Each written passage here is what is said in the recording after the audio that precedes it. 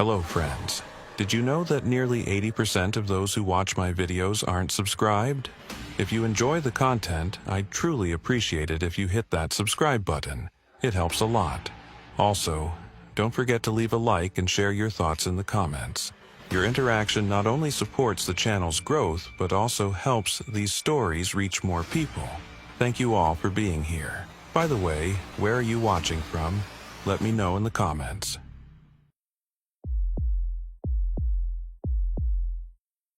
My name is Cole Barrett. I've been doing this job for 23 years, and most of the cases I've seen have ended up reaching some kind of logical conclusion. Some weren't easy, some took a long time, but we always drew a line from point A to point B. There was a beginning, there was an end. Something happened in between, we connected the dots, and we closed the case. But this case is different. I first saw this file in 2003, when I was a younger detective who had just transferred to the cold case unit. My supervisor, Lieutenant Patterson, dropped a cardboard box on my desk. Inside were old files, photographs, evidence bags, and audio recordings. "This one's for you," he said. "Transferred from Portland 6 years ago. Nobody wanted to touch it." "Why not?" I asked. He smiled, but it wasn't a warm smile. "You'll see when you read it," he said. Then he walked away. I opened the box that afternoon. The first thing I noticed was the smell. Not decay or anything organic, just old paper and that particular mustiness that comes from evidence that's been sitting in storage for too long. The main file was thick, maybe 2 inches of reports, witness statements, crime scene photos, lab results. The case number was stamped on the front, 97-2841-HC. The victim's name was Michael Hartley, age 34, found dead in his home on November 18, 1997, in a small town called Millbrook, about 40 miles east of Portland. Single gunshot wound to the chest. No forced entry. No signs of struggle. No murder weapon recovered. On the surface, it looked like a standard homicide. Someone walked into Hartley's house, shot him, and left. Happens all the time, right? Except nothing about this case was standard. I started with the initial responding officer's report. It was written by a patrol officer named Davis, badge number 2847.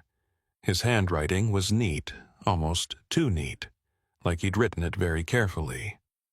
The report stated that on November 18, 1997, at approximately 11:47 p.m., Officer Davis received a call from dispatch about a possible disturbance at 4156 Maple Drive. The caller was a neighbor, Mrs. Ellen Pritchard, who lived 3 houses down. She reported hearing what sounded like a loud bang, possibly a gunshot, followed by complete silence. Officer Davis arrived at the scene at 11:53 p.m. He noted that the front door was closed but unlocked. He knocked and announced himself. No response. He entered the residence. The house was dark except for a single lamp in the living room. The television was on, playing what Davis described as static, no channel. Michael Hartley was sitting in an armchair facing the TV. He was dressed in jeans and a white t-shirt. There was a small, dark stain on the front of his shirt, centered over his heart. Officer Davis approached and checked for a pulse. There was none. Hartley's skin was still warm. Davis immediately called for backup and secured the scene. That's where the file should have been straightforward. A man shot in his own home, door unlocked, no signs of forced entry. Usually that points to someone the victim knew. You start looking at friends, family, recent conflicts, financial records. You build a profile and work from there. But the detectives who worked this case in 1997 found something that didn't fit. I pulled out the crime scene photographs. There were dozens of them, taken from every angle. Hartley in the chair. The TV playing static. The lamp on the side table, the front door, the windows, the kitchen, the bedroom. Every room in the house photographed in meticulous detail. What struck me immediately was how clean everything was. Not clean as in recently tidied up, but clean as in untouched. There were no overturned furniture, no scattered belongings, no indication that anything unusual had happened. The only thing out of place was Michael Hartley, dead in his chair. The autopsy report was next. I've read hundreds of these, and they all follow the same format: clinical, precise, detached. The medical examiner, Dr. Raymond Foster, determined that the cause of death was a single gunshot wound to the chest. The bullet had entered just below the sternum, traveled upward at a slight angle, and lodged in the right ventricle of the heart. Death would have been nearly instantaneous. Time of death was estimated between 11:30 p.m. and 11:45 p.m., which matched the neighbor's report of hearing the gunshot at approximately 11:40 p.m. The bullet was a .38 caliber standard ammunition. It was recovered during the autopsy and sent to ballistics. No match in the database. The gun had never been used in any other crime on record, at least not any crime where the bullet was recovered. Here's where it started to get strange. The entry wound was clean, almost surgical. There was minimal tearing of the fabric on Hartley's shirt, and the wound itself showed no signs of close-range discharge.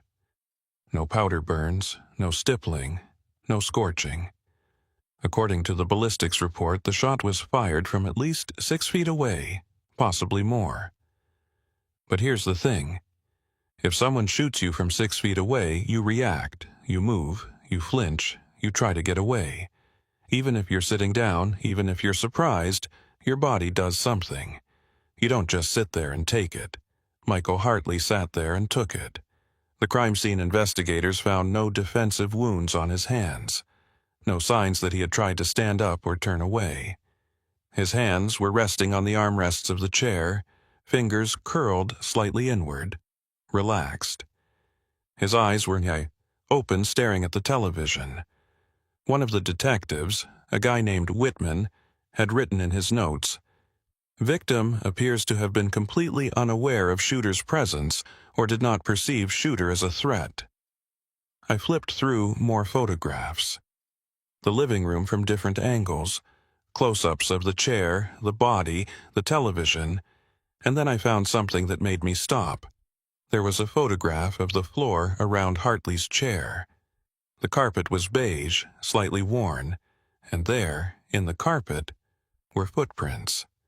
Not shoe prints, but the compressed indentations left when someone stands in one spot for a period of time. The forensics team had marked them with little yellow tags.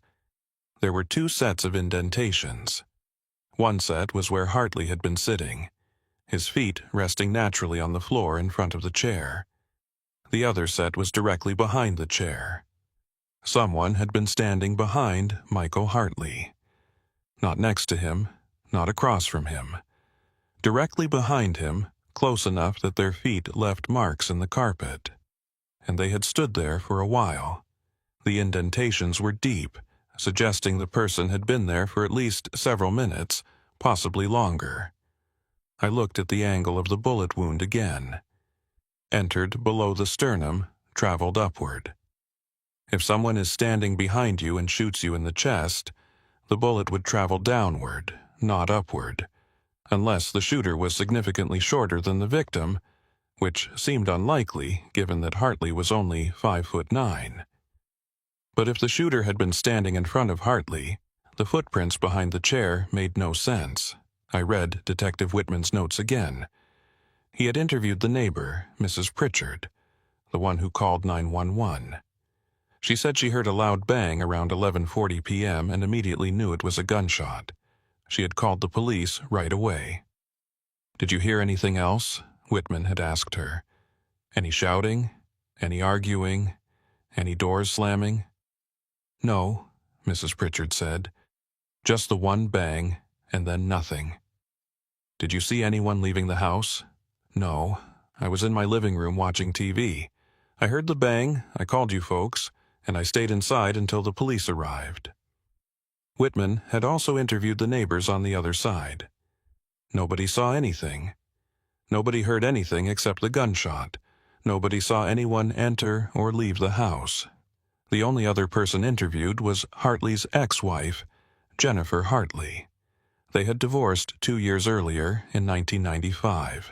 The divorce had been amicable, according to Jennifer. No restraining orders, no custody battles. They didn't have children. They had simply grown apart and decided to separate. "When was the last time you spoke to Michael?" Whitman asked her. "About a week ago," Jennifer said. "He called to ask if I wanted some old furniture he was getting rid of. We talked for maybe 5 minutes. He seemed fine." "Did he mention anyone bothering him? Any problems at work? Any conflicts with anyone?" "No, Michael was a quiet person. He kept to himself. He worked as an accountant, did his job, came home. He wasn't the type to get into fights or make enemies." "What about friends? Did he have anyone close to him?" Jennifer paused. In the transcript, Whitman noted that she seemed to be thinking carefully about her answer. "Not really," she finally said. "Michael was always kind of a loner. Even when we were married, he didn't have many friends. There was a guy from work he played chess with sometimes, but I don't think they were close. Michael liked being alone. He said people made him tired." Whitman asked her if she knew of anyone who might want to hurt Michael. She said no. He asked if Michael had been acting strange lately, if he had mentioned anything unusual. She said no, he had seemed perfectly normal the last time they spoke. And that was it. No motive, no suspects, no leads. I pulled out the forensics report. The crime scene team had gone over every inch of that house. They lifted fingerprints from the doorknobs, the light switches, the furniture. All of them belonged to Michael Hartley. They found no foreign DNA, no hair fibers, no trace evidence of any other person being in that house, except for those footprints behind the chair. The team had measured them, photographed them, analyzed them. The prints indicated a shoe size approximately 10 to 11 in men's. The weight distribution suggested someone between 170 and 190 pounds. But there were no actual shoe prints, no tread pattern, nothing that could identify the specific shoe or the person wearing it. Just the impression that someone had been standing there. I looked at the photographs again. Michael Hartley in his chair, eyes open, staring at the television playing static. The small dark stain on his white shirt. The lamp casting a warm glow over the scene. And then I noticed something else. Something small, but it bothered me. In every photograph of the body, Hartley's hands were in the same position. Resting on the armrests, fingers curled slightly. Natural, relaxed. But in one of the close-up photos, I could see his right hand more clearly. His index finger was extended slightly, pointing toward the television. It could have been nothing, a random muscle contraction, a coincidence. But something about it felt deliberate, like he had been pointing at something. I set the file aside and rubbed my eyes. It was getting late, and I had been reading for hours. The office was quiet. Most of the other detectives had gone home. I looked at the evidence box, still half full of materials I hadn't reviewed yet. Lieutenant Patterson had been right. Nobody wanted to touch this case. And now I understood why. Because nothing about it made sense. I spent the next 3 days going through every piece of evidence in that box. Audio recordings of the 911 call, witness statements, follow-up reports, lab results. I made timelines, I made lists, I made diagrams. I tried to find the one piece that would make everything click into place. It never came. The 911 call from Mrs. Pritchard was straightforward. Her voice was shaky but clear.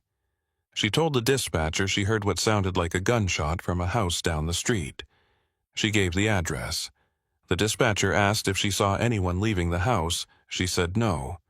The call lasted 1 minute and 47 seconds. I listened to it 3 times. There was nothing unusual about it. Just a concerned neighbor reporting what she heard. The follow-up investigation had been thorough. The detectives had canvassed the entire neighborhood, interviewed everyone on Maple Drive and the surrounding streets. Nobody saw anything suspicious. Nobody heard anything except the gunshot.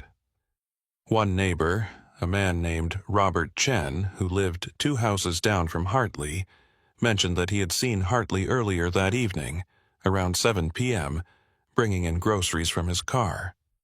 Hartley had waved to him. Chen waved back. That was the extent of their interaction. "Did he seem normal?" Detective Whitman had asked. "Yeah, completely normal," Chen said. He was carrying 2 bags, walking at a normal pace. Nothing seemed off. Another neighbor, a woman named Patricia Delgado, said she had driven past Hartley's house around 10 p.m. and noticed that his living room light was on. She didn't think anything of it at the time. The detectives had also checked Hartley's phone records. He had made 3 calls in the week before his death. 1 to his ex-wife Jennifer about the furniture.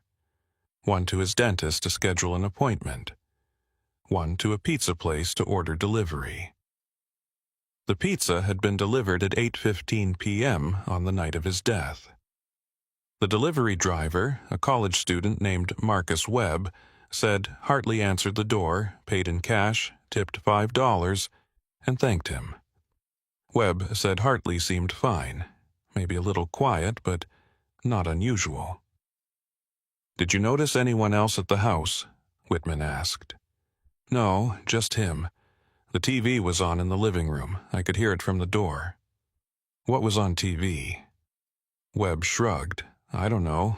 I didn't pay attention. Some show." The pizza box had been found in the kitchen, empty except for 2 slices. Hartley had eaten dinner, watched TV, and at some point between 10 p.m. and 11:40 p.m., someone had shot him. I turned my attention to Hartley's background.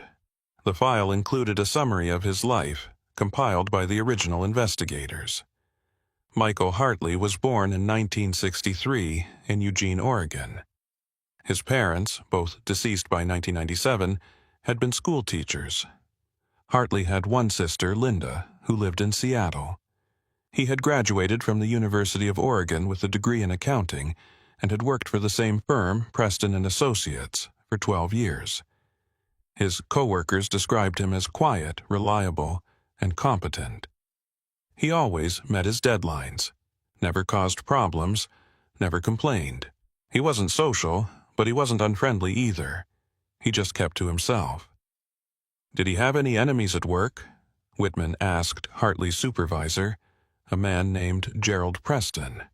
"Enemies? No, absolutely not. Michael was the last person who would make enemies. He barely spoke to anyone outside of work-related matters. Any recent conflicts? Any disputes over projects or clients? Nothing. Michael handled corporate tax returns. It's not exactly the kind of work that creates drama." Hartley's financial records showed nothing unusual. He earned a modest salary, paid his bills on time, had no significant debts. His bank account showed regular deposits from his paycheck and occasional withdrawals for living expenses. No large transactions, no unexplained transfers. His medical records were equally unremarkable. He saw his doctor once a year for a routine checkup.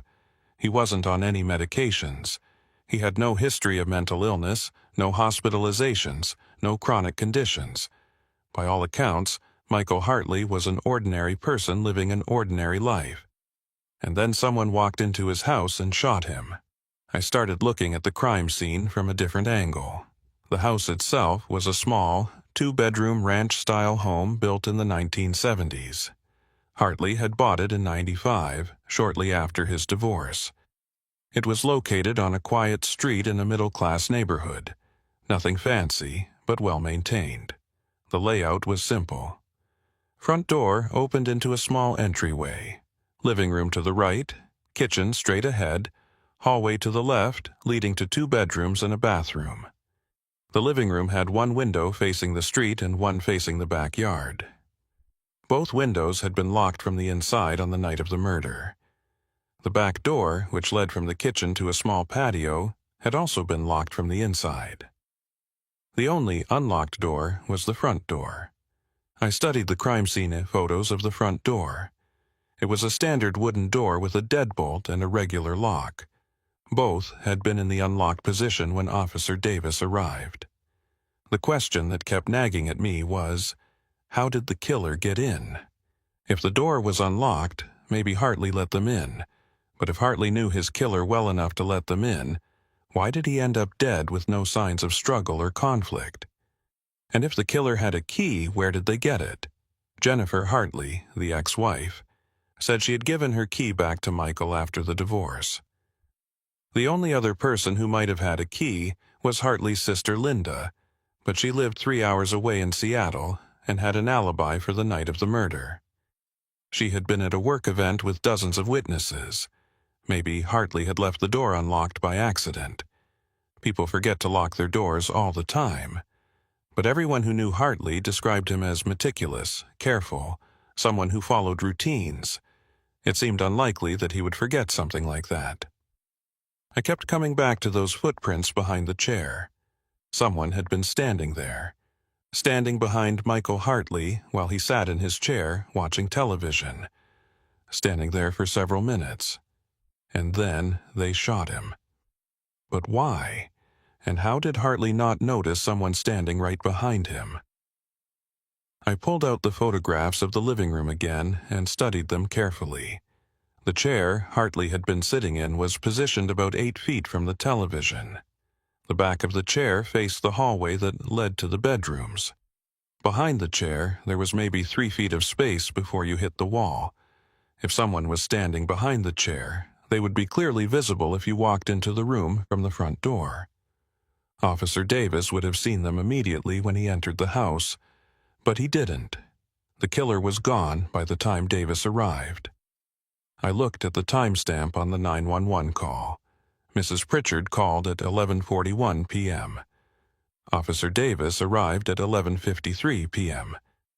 That's 12 minutes. Plenty of time for someone to leave the house, get to a car, and drive away. But Mrs. Pritchard lived 3 houses down with a direct line of sight to Hartley's front door. If someone had left through the front door, she would have seen them when she looked out to see what was going on. She specifically said she didn't see anyone. What about the back door? It was locked from the inside.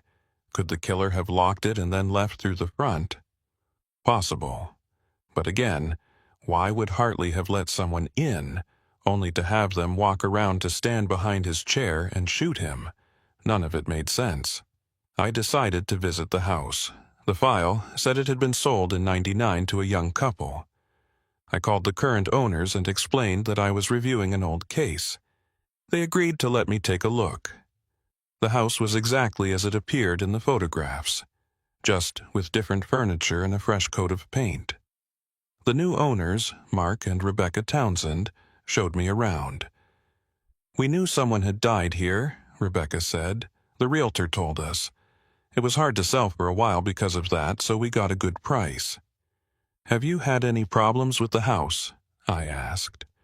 "Problems? Like what?" "Anything unusual? Strange sounds? Anything out of place?"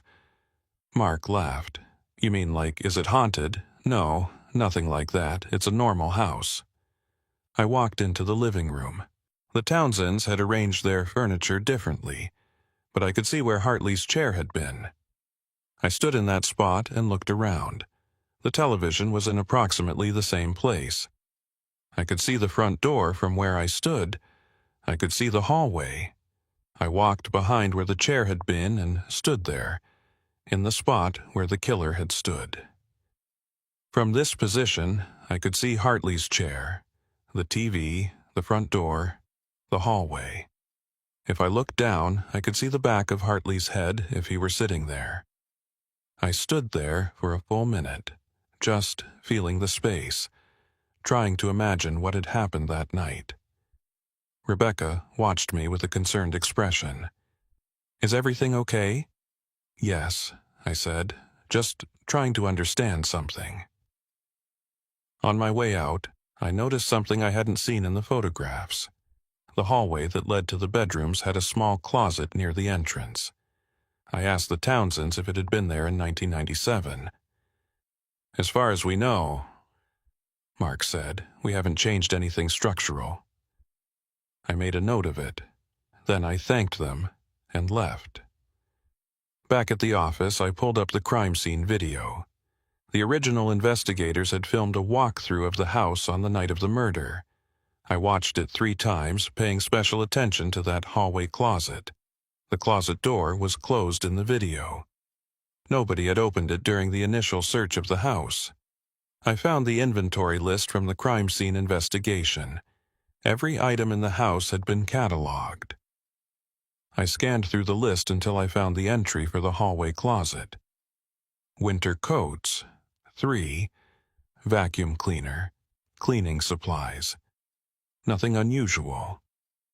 I sat back in my chair and stared at the ceiling. Something about this case felt wrong on a fundamental level. Not just the lack of evidence or the mysterious footprints. Something deeper. I started reading through the witness statements again, this time looking for anything that might have been overlooked. And that's when I found it. Detective Whitman had interviewed Hartley's co-worker, the one he played chess with. His name was Dennis Moore. The interview had been brief, just a few questions about whether Hartley had any enemies or seemed troubled. But there was one exchange that caught my attention. Whitman: "When was the last time you saw Michael?" Moore: "Friday afternoon, before the weekend. We were supposed to play chess that Sunday, but he called and canceled." Whitman: "Did he say why?" Moore: "He said something came up. He sounded distracted." Whitman: "Distracted how?" Moore: "I don't know, just not himself. Usually Michael was very precise when he spoke. That day he seemed like his mind was somewhere else." Whitman: "Did he mention what came up?" Moore: "No, I asked, but he just said he'd explain later. He never did." The interview had ended there. Whitman had thanked Moore and moved on.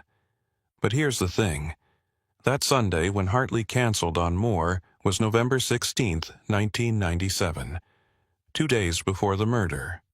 Something had come up. Something that distracted Michael Hartley enough that his co-worker noticed. Something Hartley didn't want to explain over the phone. I looked through the rest of the file for any follow-up on this. There was none. It seemed like a small detail at the time, easily overlooked in the bigger picture of the investigation. But now, 6 years later, reading through everything with fresh eyes, it felt significant. I made a note to try to track down Dennis Moore and ask him more about that phone call. Then I kept reading. The ballistics report had been thorough. The bullet recovered from Hartley's body was a .38 Special, a common round used in revolvers. The rifling marks suggested it had been fired from a Smith & Wesson or similar manufacturer, but without the gun, there was no way to make a definitive match. The interesting thing was that .38 revolvers don't eject shell casings. The casings stay in the cylinder until the shooter manually removes them. This meant that if the killer had fired the gun and left, they took the casing with them. Either that, or they reloaded after firing, which seemed unlikely. But why would someone take the time to remove the shell casing? In the heat of the moment, right after committing a murder, most people would just run. They wouldn't think about brass casings, unless they were very careful. Unless they had planned this. I was starting to form a picture in my mind. Not a complete picture, but the outline of one. Someone who planned carefully. Someone who knew Michael Hartley well enough to get into his house. Someone who stood behind him for several minutes before shooting him. Someone who left no trace, no evidence, no witnesses. But who and why? I kept reading. The next section of the file contained the analysis of the television. The forensics team had examined it to see if there was anything unusual about the static it was playing when Officer Davis arrived. According to the report, the TV was tuned to Channel 47, which was not broadcasting at that time of night. The station had signed off at midnight, but Hartley had been killed before then, around 11:40. So at the time of death, there should have been programming on that channel. The team had checked the TV guide for November 18, 1997. Channel 47 was supposed to be showing a late-night movie at 11:30. Instead, it was playing static. One of the technicians had noted, "TV appears to have been manually tuned to static, or the broadcast was interrupted before the victim's death." I found that interesting. If Hartley had been watching TV when he was killed, why would the TV be showing static? Had someone changed the channel after shooting him? But why would they do that? Or had the TV been on static the whole time, and Hartley had just been sitting there staring at it? I made another note. Check with the television station if there were any broadcast interruptions that night.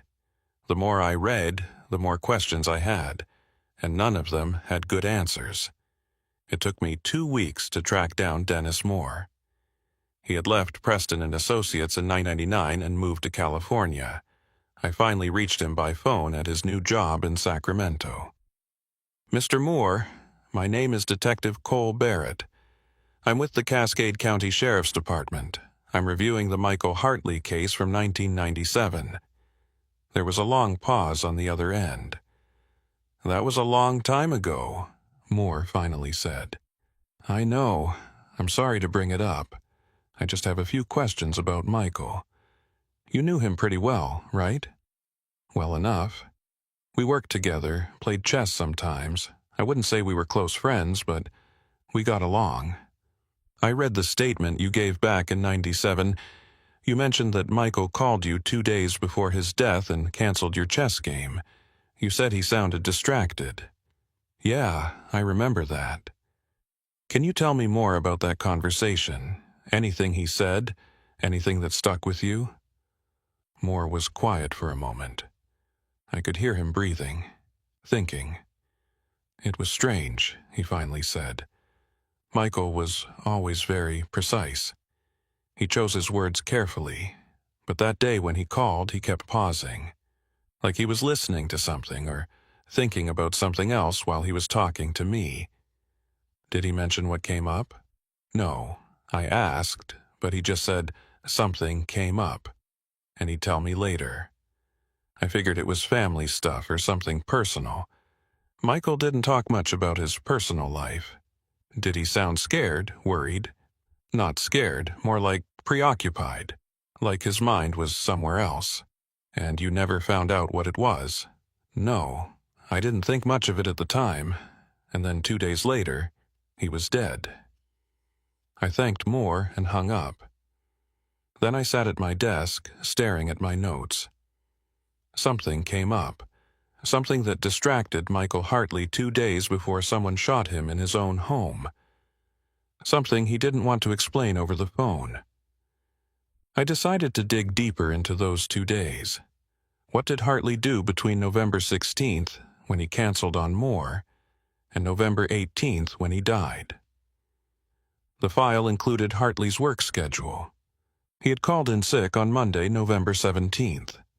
His supervisor, Gerald Preston, confirmed this in his statement. Hartley had called early in the morning and said he wasn't feeling well, that he needed a day to rest. "Was that unusual?" Detective Whitman had asked.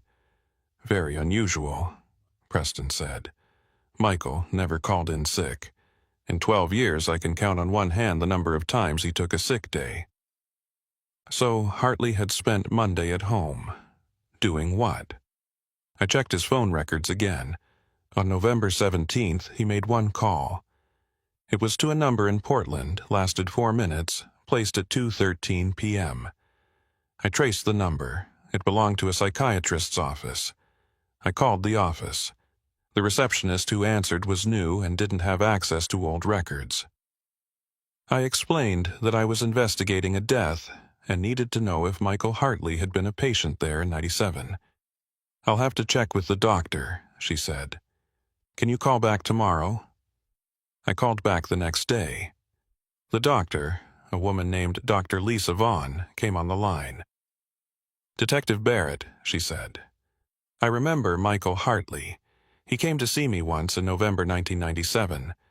I can't discuss the details of our session without a subpoena, but I can confirm he was here."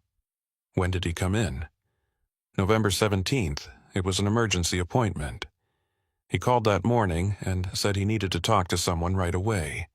I had a cancellation, so I fit him in at 2:30. Did he seem distressed?"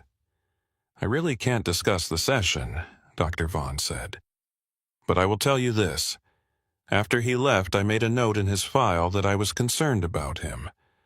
I recommended a follow-up appointment. He never called back." "What were you concerned about?" "I'm sorry, Detective. I need a subpoena for that." I thanked her and hung up. Then I immediately started the paperwork to get that subpoena. It took 3 days. When the subpoena came through, I went to Portland and met with Dr. Vaughn in person. She was in her 50s with kind eyes and a professional demeanor. She pulled Hartley's file and invited me to sit down. "Before we start," she said, "I want you to understand that what Michael told me that day has stayed with me. It was one of the most unusual sessions I've ever had." "Unusual how?" She opened the file and read from her notes. Michael came in on November 17th at 2:30 p.m. He was agitated, which was apparently out of character for him. He told me he needed to talk to someone because he didn't know if what he was experiencing was real. "What was he experiencing?" Dr. Vaughn looked at me. "He said that for the past 3 nights, he had been waking up at exactly 3:17 a.m. Each time he would wake up suddenly, completely alert, and he would have the feeling that someone was in his house." I felt a chill run down my spine. "Did he see someone?" "No. That's what made it so disturbing to him. He would wake up, he would feel absolutely certain that someone was there, but when he turned on the lights and checked, he was always alone. Nothing was out of place. Nothing was missing. No signs of anyone having been there." "Did he think he was dreaming?"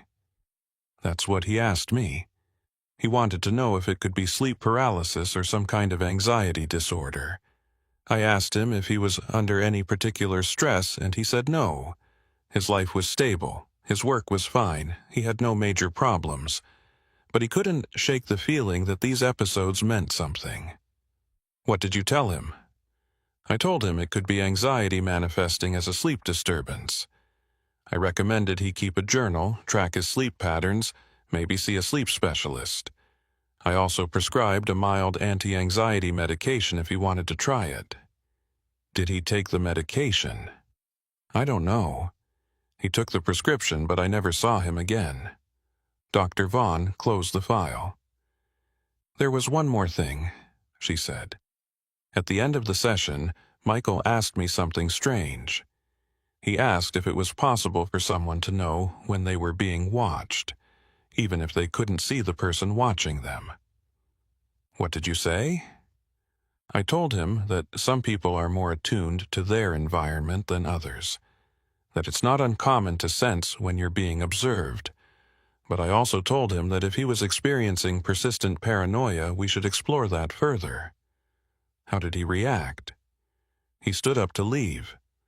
And then he turned back and said, 'What if it's not paranoia? What if someone really is there and they're just very good at hiding?'" I sat in silence, processing this. Michael Hartley had spent the last days of his life feeling like he was being watched. 3 nights in a row, he woke up at 3:17 a.m. with the certainty that someone was in his house. And then, on the 4th night, someone shot him. I thanked Dr. Vaughn and drove back to Cascade County. My mind was racing the entire way. When I got back to the office, I pulled out the crime scene photos again. This time, I was looking for something specific. I found it in a photograph of Hartley's bedroom. On the nightstand, next to the bed, there was a notepad and a pen. The forensics team had photographed it but hadn't collected it as evidence because it appeared to be blank. But when I looked closer, I could see indentations on the top page. Someone had written on the page above and torn it off, leaving impressions. I called the evidence room and asked if they still had that notepad. They did. I requested it be sent up for analysis. 2 days later, the lab called me. They had used electrostatic detection to reveal what had been written on the missing page.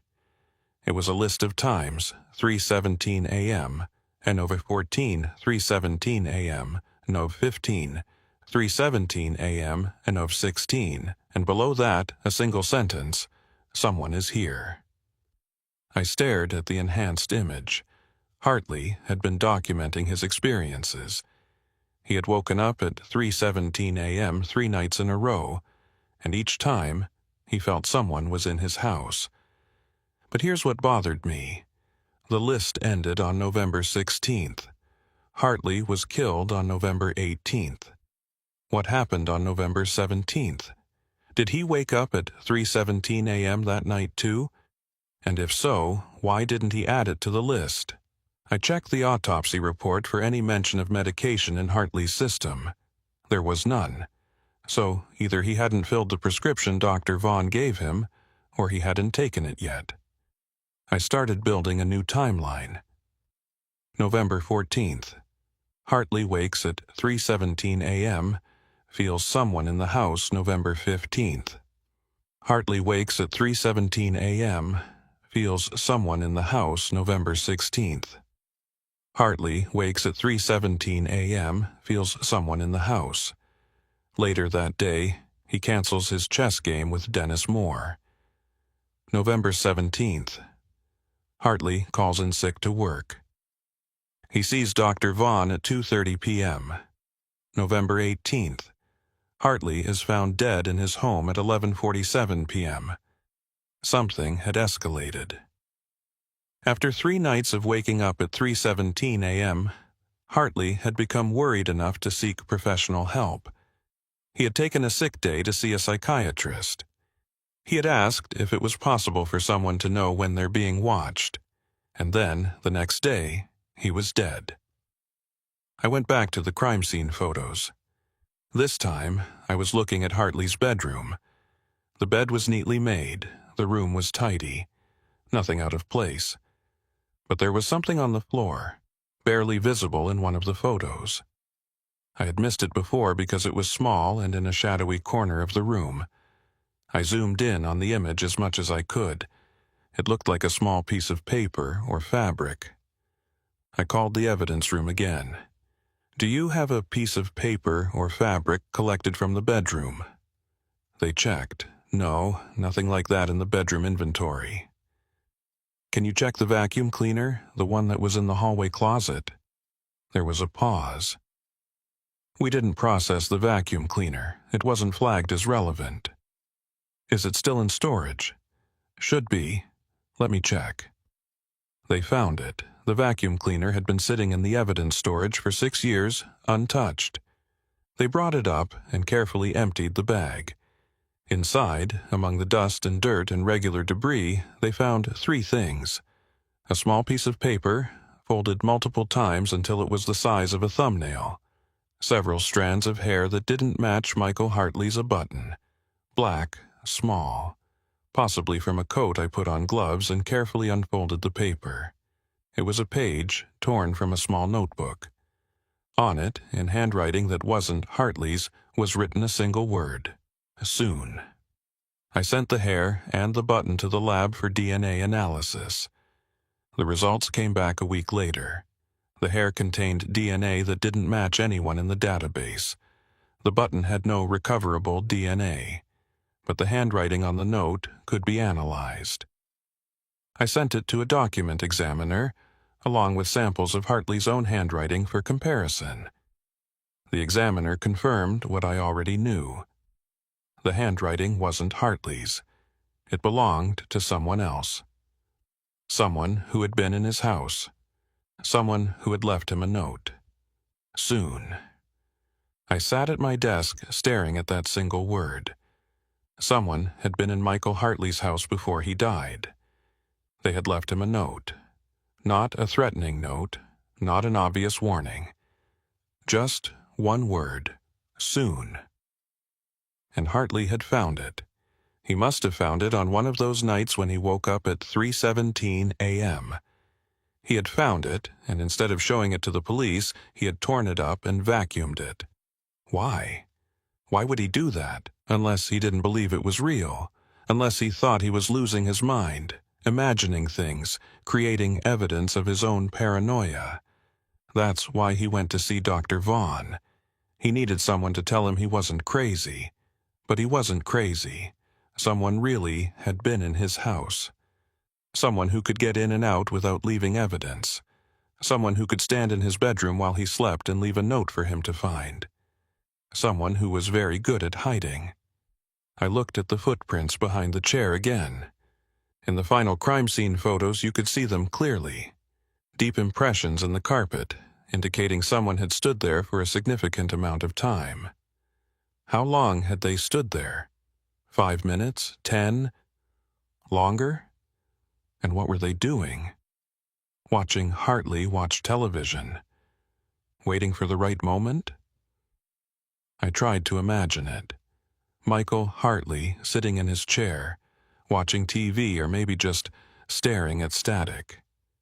Behind him, inches away, someone stands silently, waiting. Hartley must have felt it. After 3 nights of waking up with the certainty that someone was in his house, he must have been hyper-aware of his surroundings. He must have been listening for every creak, every shift in the air. So how did he not know someone was right behind him? I went back to the house. The Townsends let me in again, probably thinking I was a little obsessed at this point. Maybe I was. I stood in the living room, in the spot where Hartley's chair had been. I asked Rebecca if she would stand behind me, just to help me test something. She did. I sat down in a chair they had in a similar position. Rebecca stood behind me, about 3 feet back. "Can you hear me breathing?" I asked. "No," she said. "Can you feel me standing here?" "I don't know. Maybe. It's hard to say." I told her to take a step closer. She did. "Now can you feel me?" "Maybe a little. I think if I wasn't expecting you, I wouldn't notice." I told her to take one more step. She was now directly behind me, close enough that if she leaned forward, she could touch my head. "Now?" I asked. "Yeah, now I can definitely tell you're there." But the footprints had been 3 feet behind the chair, not right up against it. From that distance, if you're absorbed in something, if you're tired or distracted, you might not notice someone standing behind you. But for several minutes, without moving, without making a sound, I thanked Rebecca and left. Back at the office, I reviewed everything again. The timeline, the evidence, the witness statements. I was looking for something I had missed, some detail that would explain how this had happened. And then I found it. Or rather, I found the absence of something. In all the crime scene photos and all the documentation, there was no mention of Hartley's shoes. I went through the inventory list. Victim wearing jeans, white t-shirt, socks. No shoes. I looked at the photos of Hartley in the chair. His feet were on the floor, wearing white socks. No shoes. Where were his shoes? I called the evidence room. Was a pair of shoes collected from the Hartley house? They checked. Yes, a pair of running shoes, found by the back door in the kitchen. By the back door? Like he had just come in from outside? That's what it looks like. But Hartley had been killed in the evening, after eating pizza at 8:15 p.m. Had he gone outside after that? And if so, why? I requested the shoes. When they arrived, I examined them carefully. They were Nike running shoes, size 9, well worn but clean. I checked the soles. They were wet. Not soaking wet, but damp, like they had been exposed to moisture and hadn't fully dried yet. November 18th, 1997, had been a dry night in Cascade County. No rain, no snow. The weather report confirmed it. So, where had the moisture come from? I looked at the crime scene photos of the backyard. There was a small patio, a patch of lawn, and a fence separating Hartley's property from his neighbors. Nothing unusual. But in one of the photos, I noticed something. The grass in the backyard looked darker in one spot, like it was wetter than the surrounding area. I went back to the house for the third time. Mark and Rebecca Townsend were starting to look concerned. "Is everything all right?" Mark asked. "You keep coming back." "I'm just trying to piece together what happened," I said. "Can I look at your backyard?" They let me. The yard looked the same as it had in the photos, just with different landscaping. I walked around, looking for anything unusual, and then I saw it. In the corner of the yard, near the fence, there was a small area where the grass didn't grow as well as the rest. It was slightly sunken, like the ground beneath had settled. "Has this always been here?" I asked Mark. He looked at it. "Yeah, since we moved in. We figured it was just a soft spot in the ground or something." I knelt down and touched the grass. It was dry now, but the ground felt different from the rest of the yard. Softer, more compressed. I made a note to check if the original crime scene investigation had examined the backyard in detail. They hadn't. The backyard had been photographed, but not thoroughly searched. The focus had been on the house itself, on the body, on the living room where Hartley died. I requested a ground-penetrating radar scan of the backyard. It took 2 weeks to get approval and schedule the team. They found something. 3 feet below the surface in that corner of the yard where the grass didn't grow well, there was a void. Something that showed up on the scan as an empty space in the otherwise solid ground. We got a warrant to excavate. On a cold morning in March 2003, a team of forensic specialists carefully dug up that corner of the Townsend's backyard. 4 feet down, they found a metal box. It was about the size of a shoebox, sealed with electrical tape. We brought it back to the lab and opened it carefully, documenting everything. Inside was a collection of items, photographs of Michael Hartley's house, taken from various angles, photographs of Michael Hartley himself, clearly taken without his knowledge. He was at his car, at the grocery store, walking into his office. A schedule, handwritten, documenting Hartley's daily routine with precise times. A small notebook with entries spanning 3 weeks before Hartley's death. A key. The notebook entries were brief and cryptic. Anovia 1, pattern confirmed. Anov 7, access established. Anov 14, first contact, reaction, confusion. Anov 15, second contact, reaction, fear. Anov 16, third contact, reaction, seeking help. Anov 17, escalation necessary.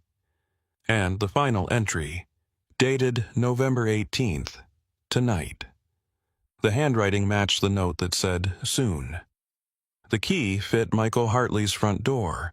Someone had been stalking Hartley for weeks. They had photographed him, documented his routine, gained access to his house.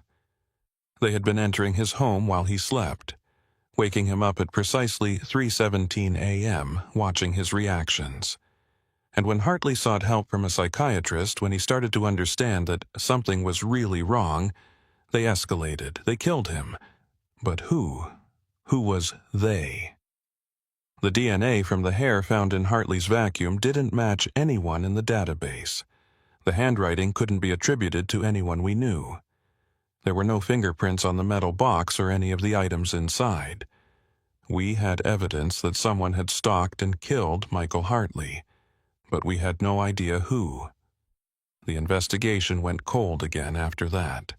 We followed every lead we could find.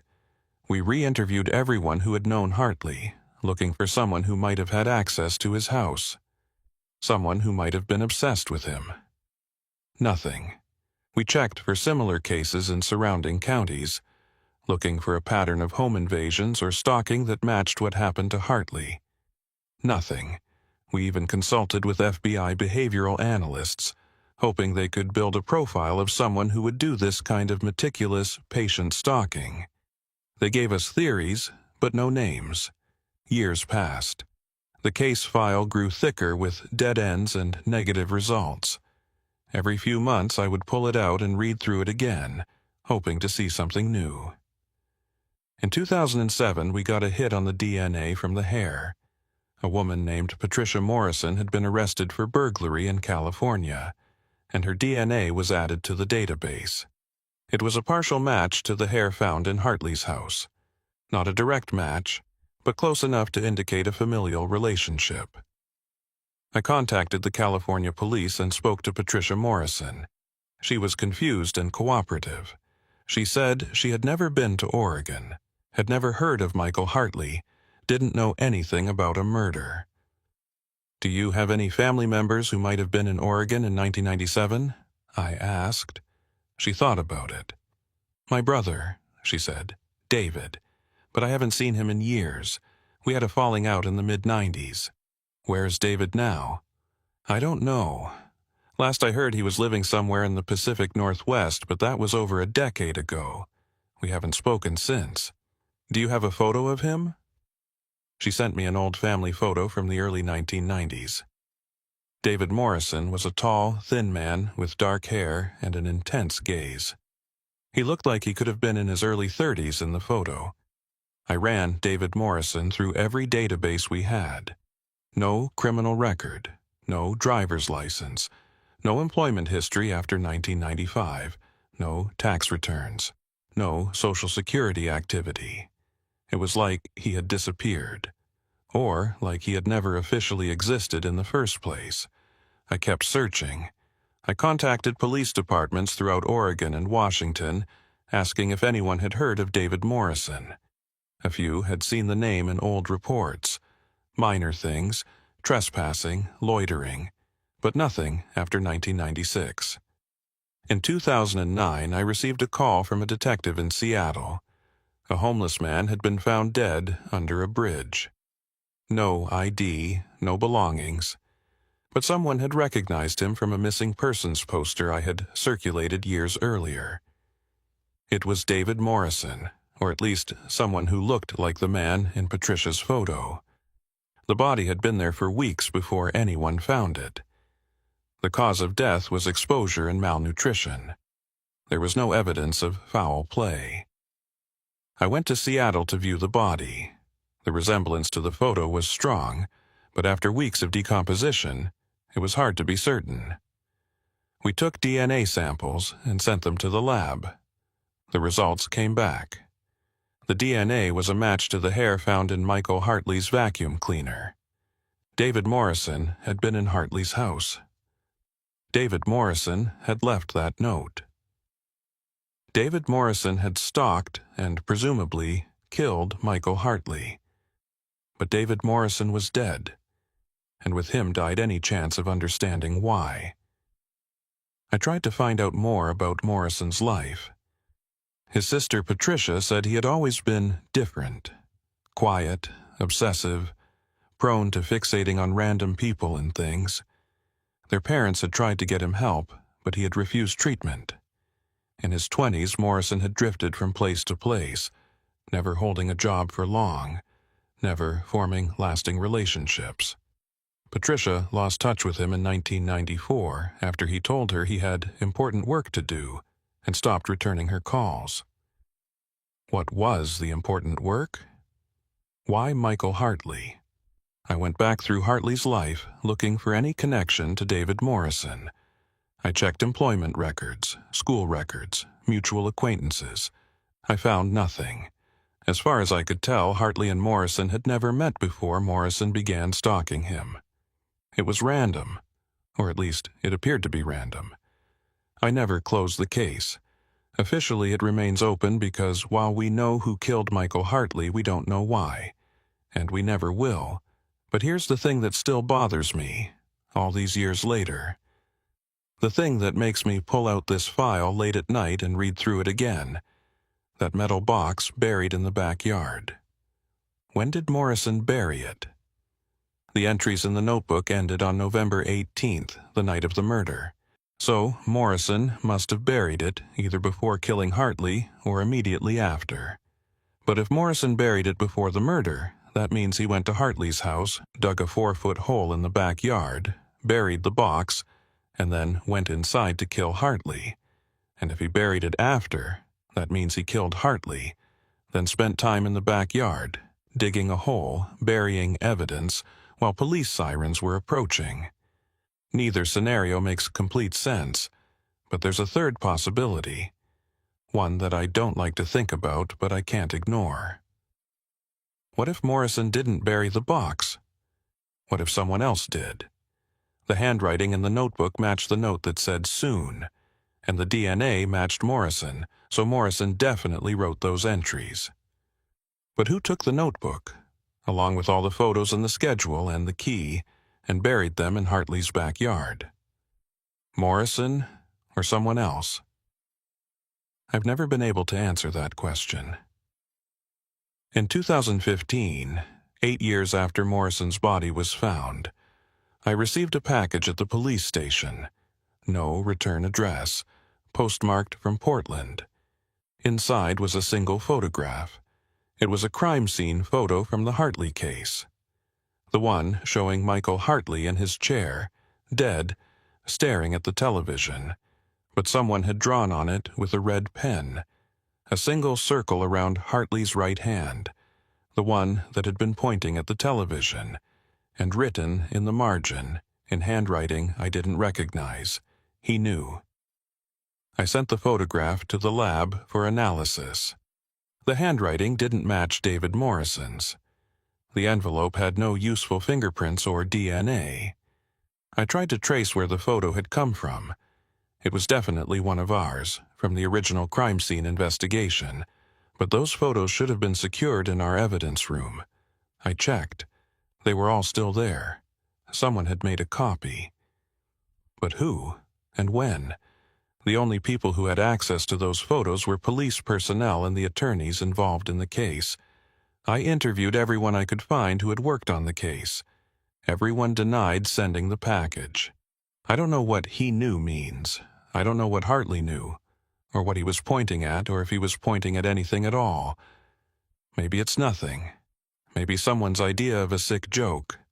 But I don't think so. I think someone out there knows more about what happened to Michael Hartley than they've ever said. Someone who had access to the case file. Someone who waited 18 years to send me that photograph. Someone who wanted me to know that this case isn't as closed as we think it is. Last month I pulled the file again. I do this every year now, usually around November. I sit in my office late at night when everyone else has gone home, and I read through the whole thing, looking for something I missed, some detail that will make it all make sense. I stare at that photograph of Hartley in his chair, his right index finger extended slightly toward the television, his eyes open, seeing nothing, the footprints behind the chair, the word "soon" on a tiny piece of paper.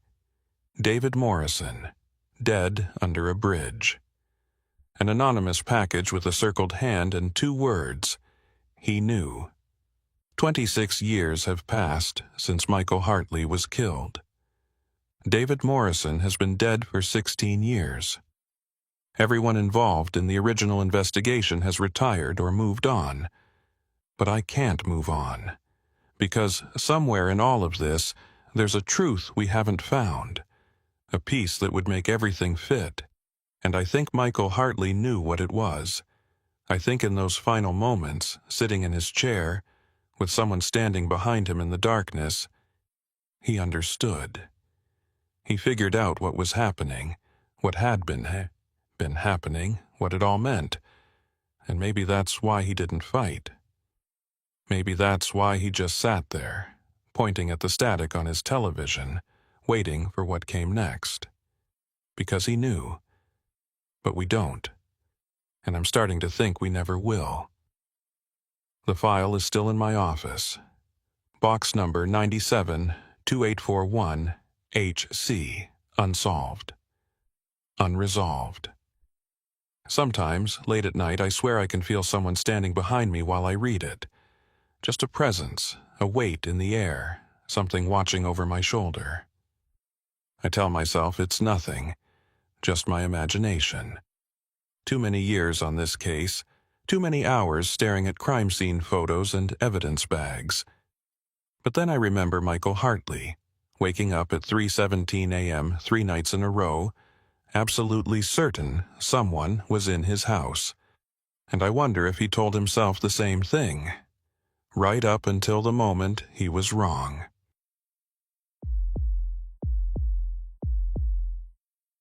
I'm Sarah Lawson, and I've worked missing persons for 11 years. Most cases follow a pattern. Someone doesn't come home, family gets worried, we start looking. Usually, they turn up within 48 hours. Sometimes they don't want to be found. Sometimes they're found somewhere they didn't want to be. But every once in a while you get a case that doesn't follow any pattern at all.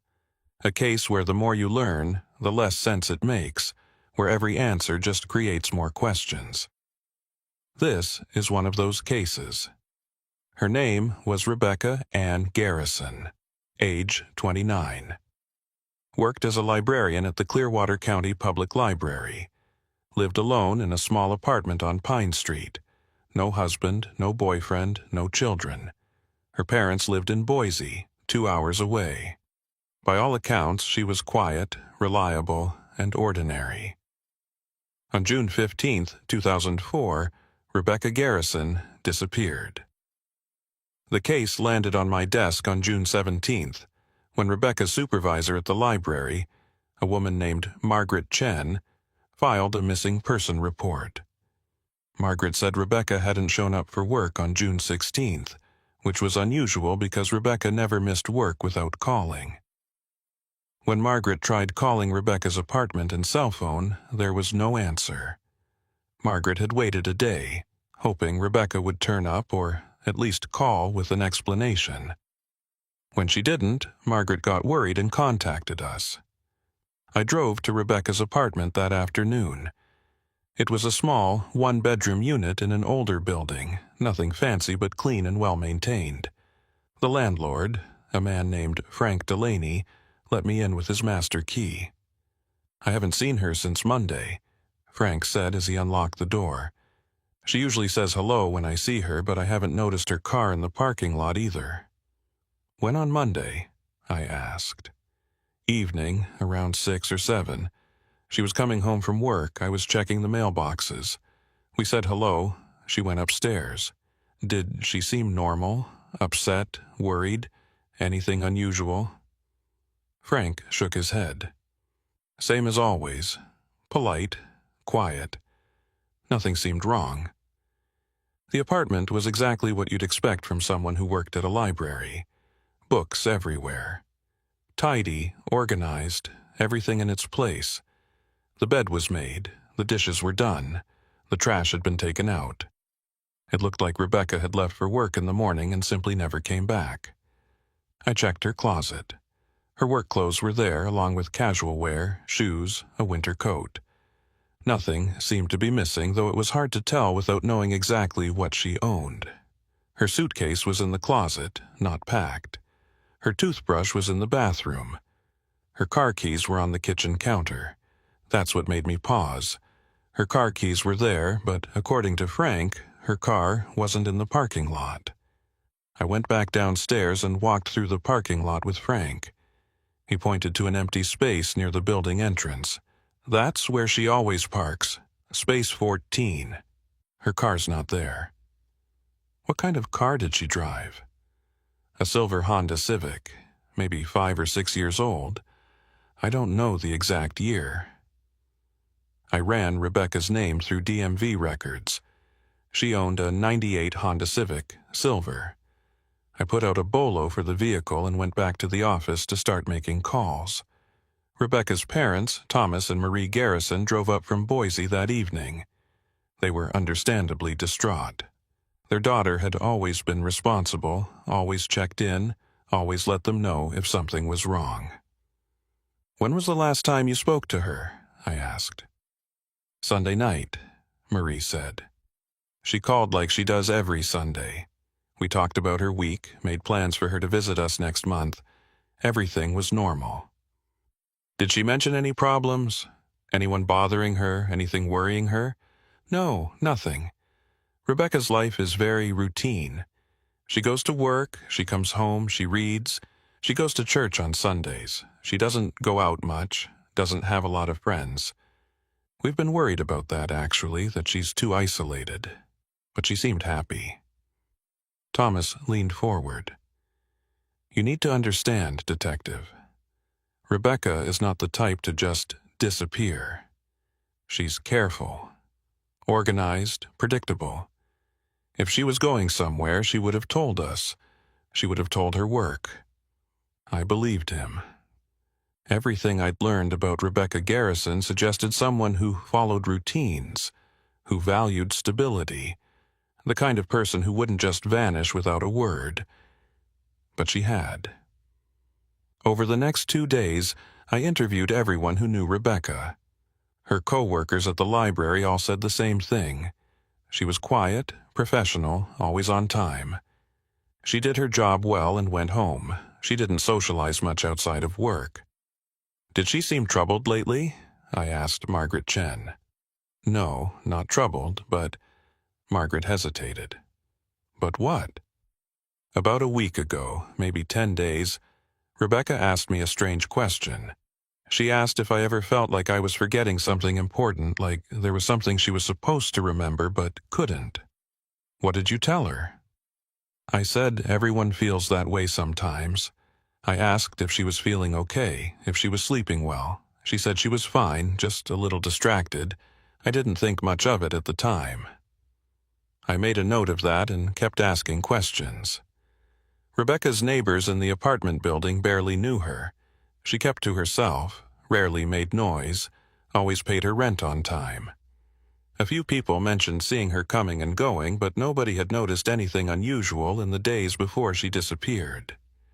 The church she attended, a small Methodist congregation, had about 50 regular members.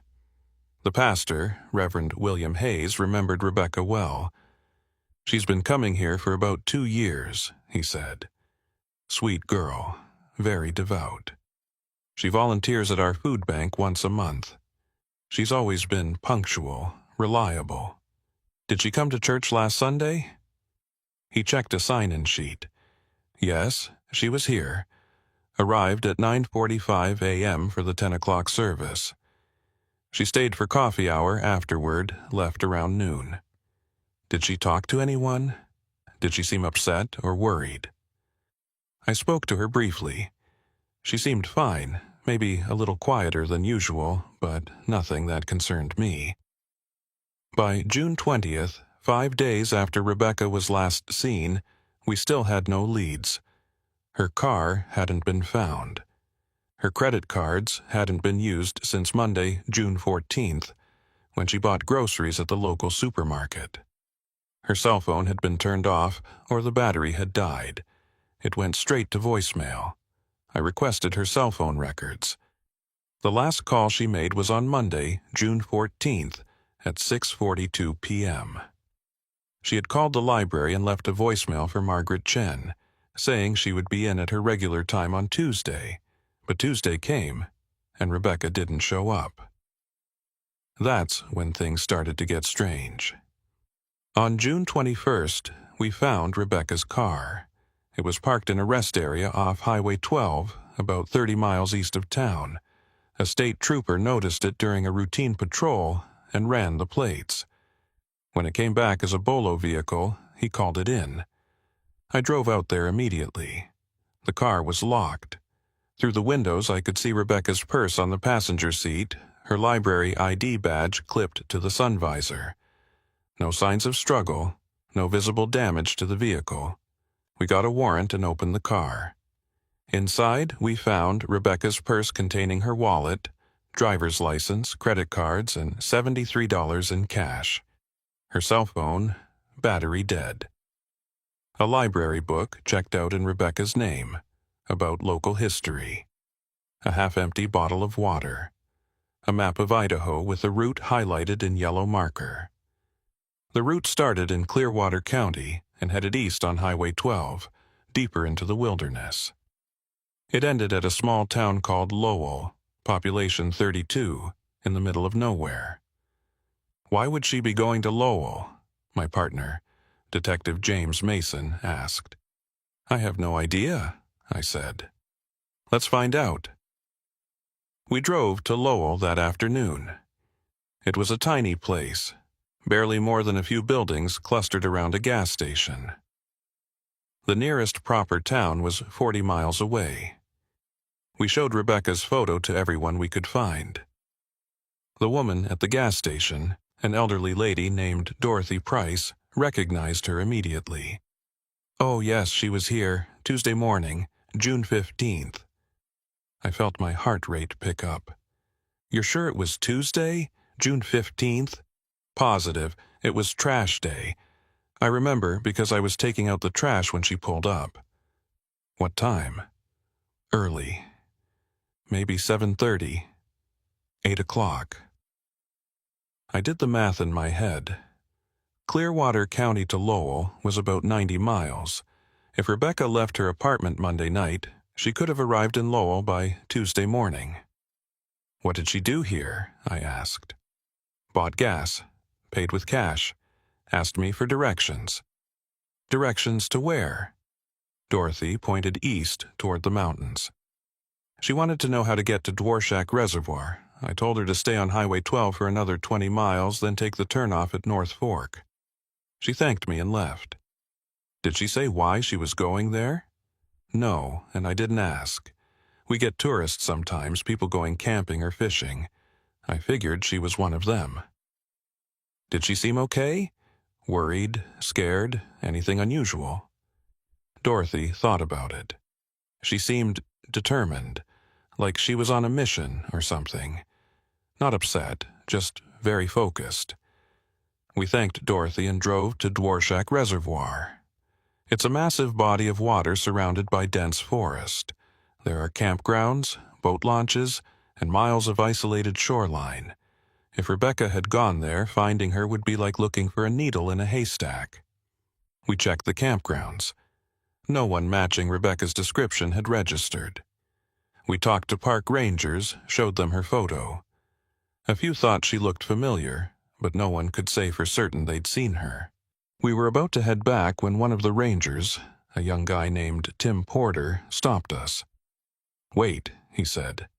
I think I did see her. Tuesday afternoon, she was at the North Fork boat launch. What was she doing? Just standing there, looking out at the water.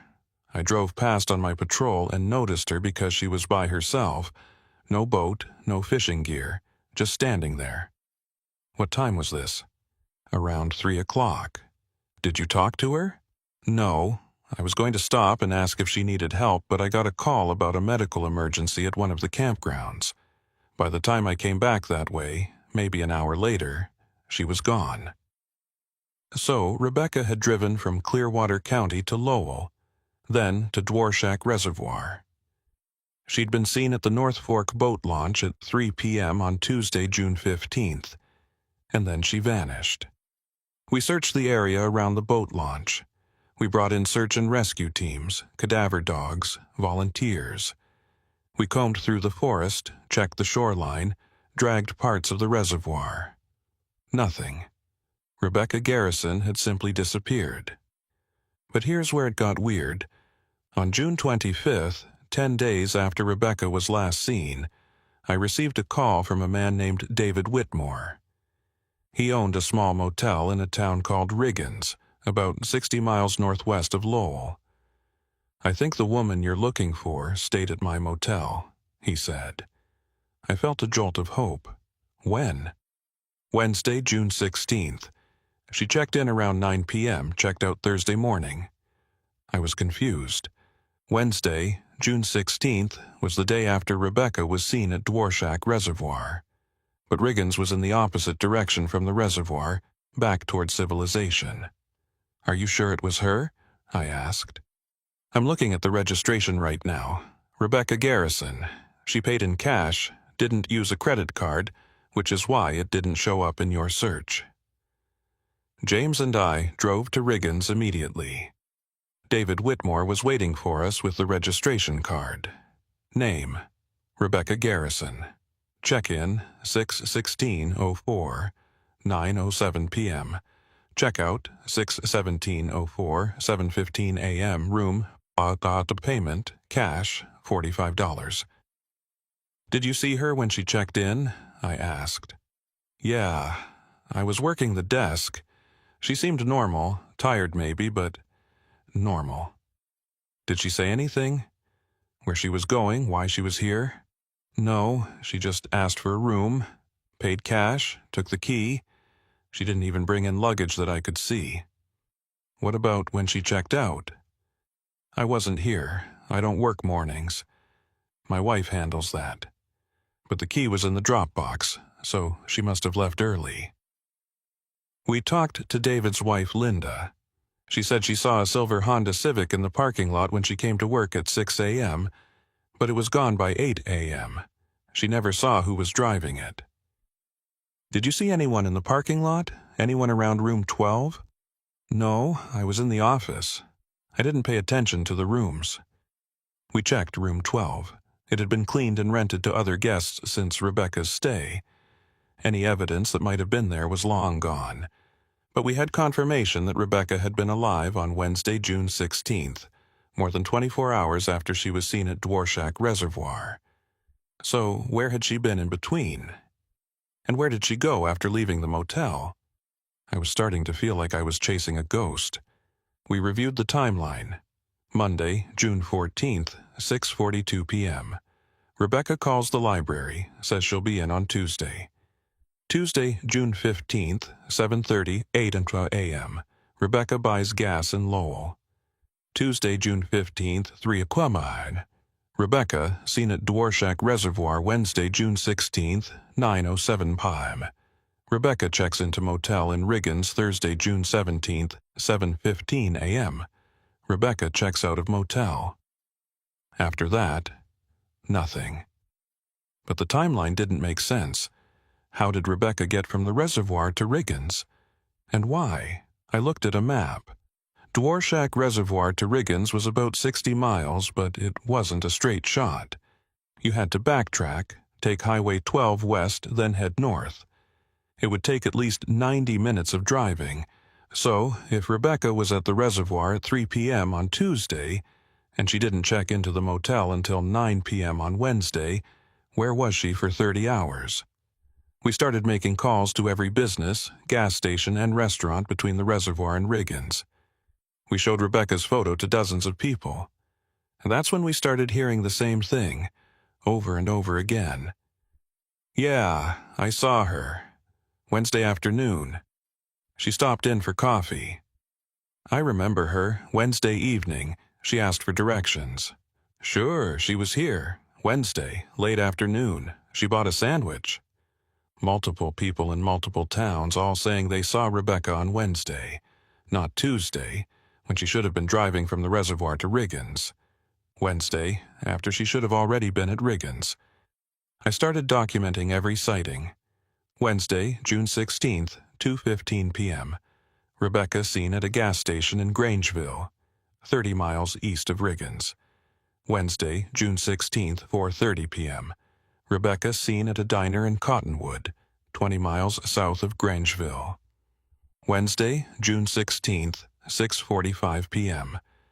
Rebecca seen at a grocery store in Whitebird, 15 miles west of Grangeville. Wednesday, June 16th, 9:07 p.m. Rebecca checks into motel in Riggins. She was moving in a pattern, not a straight line, but a strange wandering route through small towns, always heading generally toward Riggins but taking a roundabout way. But here's the thing that made my skin crawl.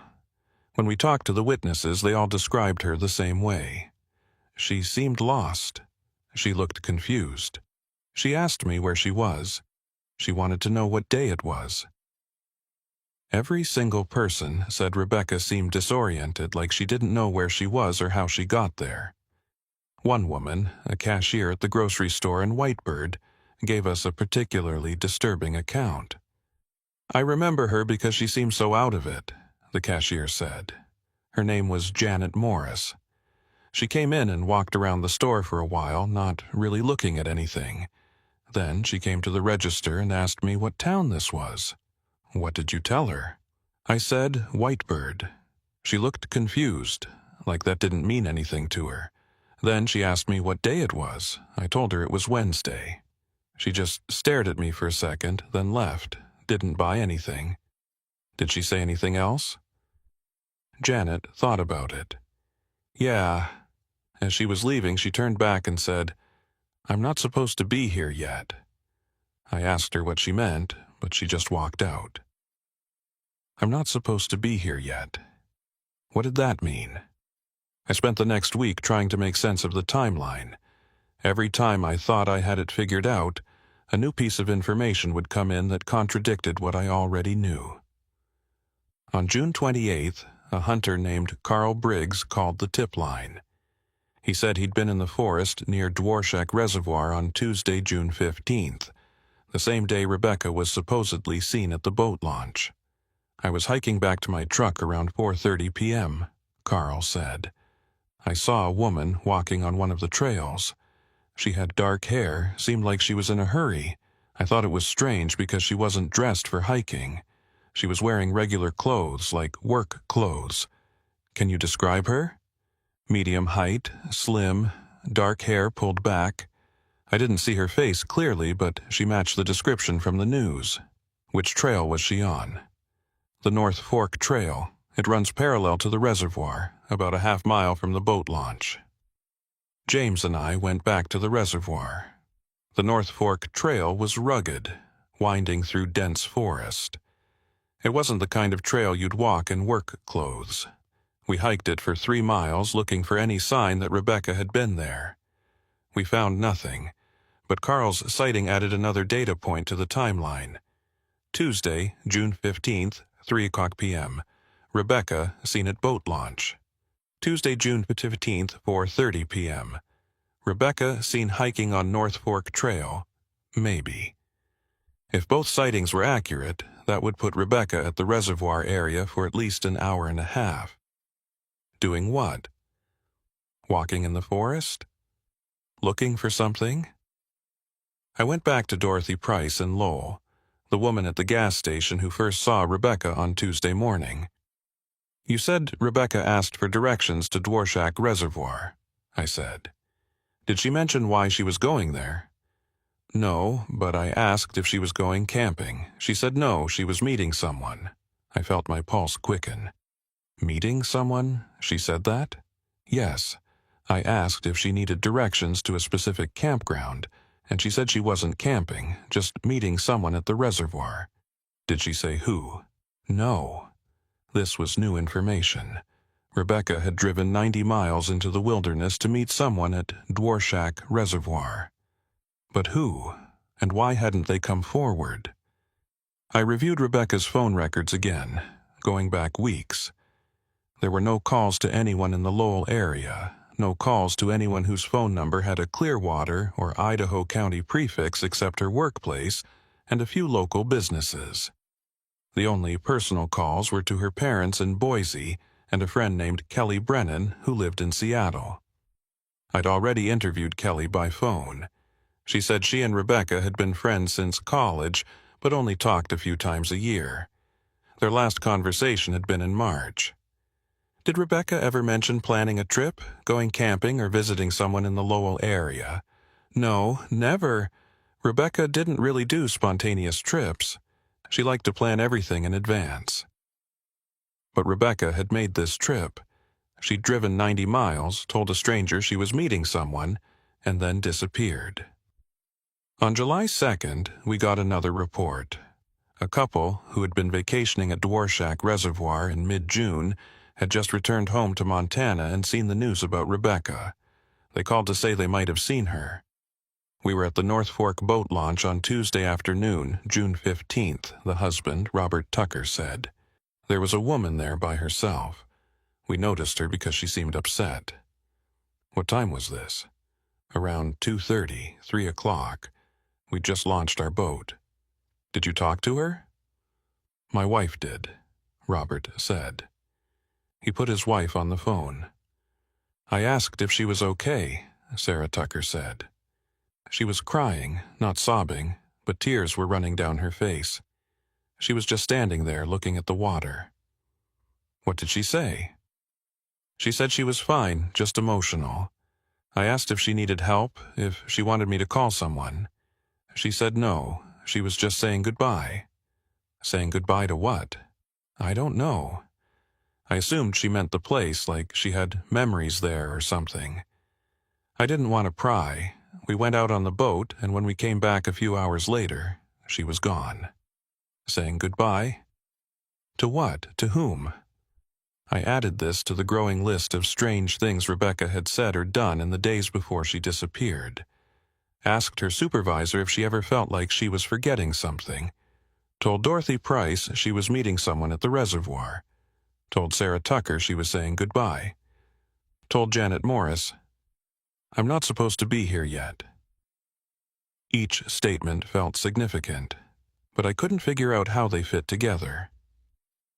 On July 8th, we finally got a break, or what seemed like a break at first. A park ranger at Dworshak Reservoir found something while patrolling one of the remote trails. It was a notebook, water-damaged but still mostly readable. Inside the cover was written, "Property of Rebecca Garrison." The ranger called it in immediately. We drove out to collect it. The notebook was one of those small, spiral-bound pads you can fit in a pocket. The first few pages were grocery lists and work reminders, mundane stuff. But toward the middle, the entries changed. They became stranger. The first odd entry was dated June 7th, 8 days before Rebecca disappeared. Had the dream again. Same as before. I'm at the water. Someone is calling my name, but I can't see them. I know I have to go there. Why do I keep dreaming this? June 9th. The dream is getting more vivid. I can almost see who's calling me. It feels important, like I'm forgetting something I'm supposed to remember. June 11th. I looked up Dworshak Reservoir today. I've never been there. So why does it feel so familiar? Why do I feel like I need to go there? June 13th. I can't shake this feeling. I know this sounds crazy, but I feel like someone is waiting for me at the reservoir. I have to go. I have to find out what this means. June 14th. I'm going tomorrow. I can't explain why, but I have to. Maybe I'll finally understand. That was the last entry. Rebecca had been dreaming about Dworshak Reservoir for at least a week before she disappeared. She'd felt compelled to go there like someone was calling to her. But who and why? I showed the notebook to Rebecca's parents. Marie Garrison read through it with tears streaming down her face. She never mentioned any of this to us, she said. Dreams about water, feeling like she had to go somewhere.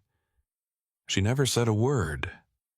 Did Rebecca have any connection to Dworshak Reservoir? Did your family ever vacation there? Never, Thomas said firmly. We've never been there. I don't think Rebecca had ever been to that part of Idaho at all. I consulted with a psychologist who specialized in missing persons cases.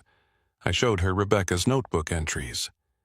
This sounds like a compulsion, Dr. Ellen Crawford said. Something driving her to a specific place. It could be psychological, maybe triggered by stress or anxiety.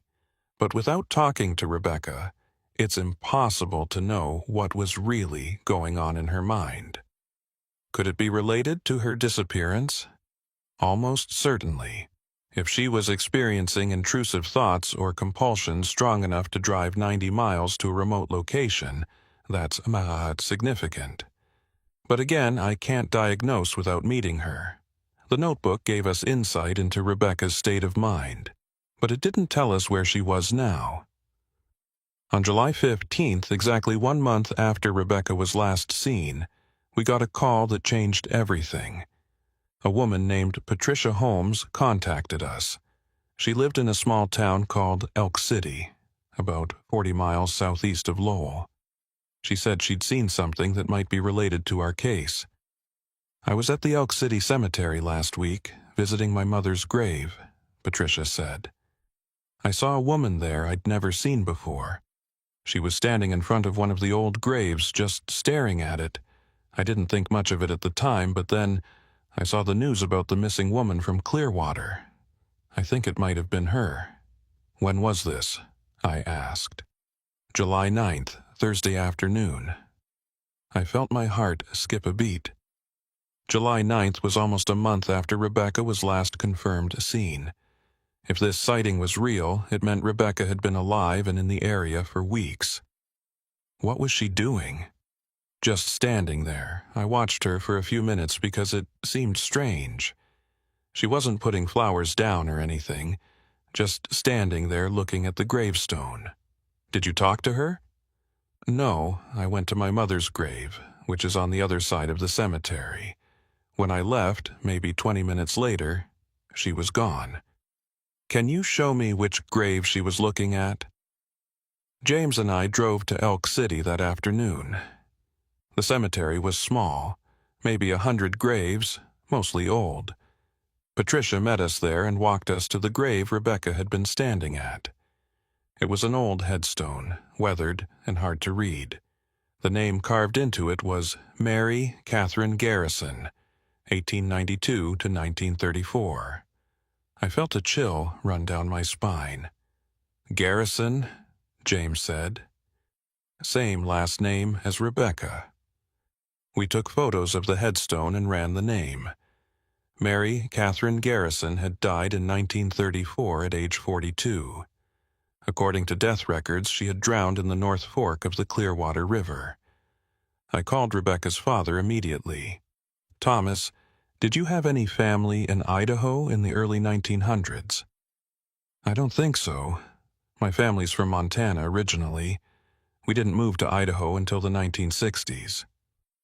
"What about anyone named Mary Catherine Garrison?" There was a long pause. "That's my grandmother's name. But she didn't die in 1934. She died in 1987. I was at her funeral." "Your grandmother's name was Mary Catherine Garrison?" "Yes, but she lived in Bozeman, Montana her whole life. She never lived in Idaho." I looked at the gravestone again. "Thomas, this might sound like a strange question, but do you have a copy of your family tree? I need to know if there were any other Mary Catherine Garrisons in your family." He said he'd check and get back to me. 2 hours later, he called back. His voice was shaking. "There was another Mary Catherine," he said. "My great-great-grandmother. She was born in 1892. According to the family records, she died in 1934 in Idaho. I'd forgotten about her because no one in my family ever talked about her." "Do you know how she died?" "The family records say she drowned. There was some kind of accident at a river." The North Fork of the Clearwater River flows into Dworshak Reservoir. I sat at my desk, staring at my notes, trying to make sense of this. Rebecca had been dreaming about water, about someone calling her name. She had felt compelled to go to Dworshak Reservoir. She had been seen at the North Fork boat launch, crying, saying she was saying goodbye. And she had visited the grave of her great-great-grandmother, who had drowned in the same area in 1934. None of this made any rational sense, but it was all connected somehow. On July 22nd, we got another sighting. This time from a man named George Kendrick, who ran a small general store in Elk City. "She was in my store yesterday," George said. "I recognized her from the missing person flyers." "What did she do?" "Bought water and a granola bar, paid cash. I asked if she was okay because she looked rough, like she'd been living outside. She said she was fine, just hiking. Did she say where she was going? No, but she asked me about the old mining roads in the area. I told her most of them are closed now, too dangerous. She thanked me and left. We rushed to Elk City, but by the time we got there, Rebecca was gone. The sightings kept coming, but they didn't help us find her. It was like Rebecca was moving through the wilderness, appearing in random places, then vanishing again. July 28th, seen at a gas station in Dixie August 3rd, seen on a trail near Oro Grande August 10th, seen at a campground near Red River Ranger Station. Each time, witnesses described her the same way: disoriented, lost, asking strange questions. She never stayed in one place long enough for us to catch up. The search teams combed the forests and mountains. We had helicopters, dogs, volunteers. We checked every trail, every campground, every abandoned building. But Rebecca was always one step ahead or one step behind. We could never quite reach her. On August 15th, 2 months after Rebecca first disappeared, I sat in my office and looked at the map I'd been updating with every sighting. The pattern was clear now. Rebecca was moving in a wide circle around Dworshak Reservoir. She'd start at one point, wander through the wilderness for days, then appear in a town, buy supplies, and disappear again. But why? What was she doing out there? And how was she surviving? By August, she'd been in the wilderness for 2 months with no apparent supplies, no camping gear, no preparation. It didn't make sense. Nothing about this case made sense. On August 20th, I received a package in the mail. No return address, postmarked from Grangeville. Inside was a photograph. It showed Rebecca standing at the edge of Dworshak Reservoir. The photo was taken from a distance, maybe 50 yards away. Rebecca was looking out at the water, her back to the camera. She was wearing the same clothes she'd been wearing when she disappeared: jeans and a blue blouse. There was nothing else in the package, no note, no explanation. I sent the photo to the lab for analysis. They confirmed it was Rebecca and estimated the photo had been taken sometime in July or August based on the vegetation in the background. Someone had been close enough to photograph Rebecca but hadn't called the police. Why? I showed the photo to Rebecca's parents. Marie broke down crying. Thomas just stared at it in silence. "She's alive," he finally said. "At least she was when this was taken." But that raised more questions than it answered. Who took the photo? Why did they send it to me anonymously? I put the photo on the bulletin board in my office, next to the map and the timeline.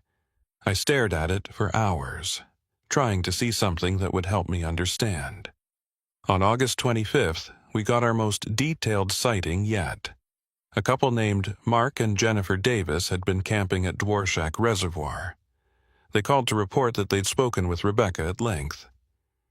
"She came to our campsite on August 23rd, around dinner time," Mark said. "She asked if she could have some food. We gave her a sandwich and water. She seemed grateful, but distant, like she was only half present." "Did you know who she was?" "Not at first. Jennifer recognized her from the missing person posters later that evening. We tried to convince her to come with us, to get help, but she refused. I interviewed them in person." Jennifer was visibly shaken by the encounter. "She told us the strangest things," Jennifer said. "She kept talking about time like it wasn't real, like she could move through it. She said she'd been here before, decades ago, even though that's impossible." "What exactly did she say?" Jennifer pulled out a small notebook. "I wrote it down because it was so weird. She said, 'I keep coming back to this moment. I've been here dozens of times, but it's always the same day, the same hour. I can't move forward, only sideways.'" "What did she mean by that?" "I have no idea. I asked her to explain, but she just shook her head. Then she said something even stranger. She said, 'In 1934, I drowned here. But I'm still alive.'" "How is that possible?" I felt a chill run through me. She said she drowned in 1934? Yes. She talked about drowning in the river, about being pulled under. She said she remembered it clearly, but then she said, "But I'm here now, so maybe I didn't drown. Maybe I'm still drowning." Did she say anything else? Mark spoke up. She asked us what year it was. When we said 2004, she laughed, not a happy laugh, more like a laugh of disbelief. She said, "Of course it is. It's always 2004 here." Did she explain what she meant? No. We tried to get her to come with us to the ranger station to get help, but she said she couldn't leave yet. She said she had to wait for something. Wait for what? She wouldn't say. She just thanked us for the food and walked back into the woods. I asked them to show me where this happened. We drove to their campsite, and they pointed to the tree line where Rebecca had disappeared. "Did you try to follow her?" I asked. "We did," Mark said. "But it was getting dark and we lost sight of her within a few minutes. The forest is too thick." I organized another search of the area. We spent 3 days combing through the forest around the Davises' campsite. We found nothing. No sign of Rebecca, no evidence she'd been there. But we did find something else. Something that made the case even more confusing. One of the search team members, a volunteer named Lisa Grant, discovered an old campsite about a mile from where Rebecca was last seen. It looked like it hadn't been used in years. There was a fire ring, some rotted logs arranged as seating, and debris scattered around. Among the debris, Lisa found a piece of fabric. It was blue, like the blouse Rebecca had been wearing. We collected it and sent it to the lab. The results came back a week later. The fabric matched Rebecca's blouse, but according to the lab it was old, weathered.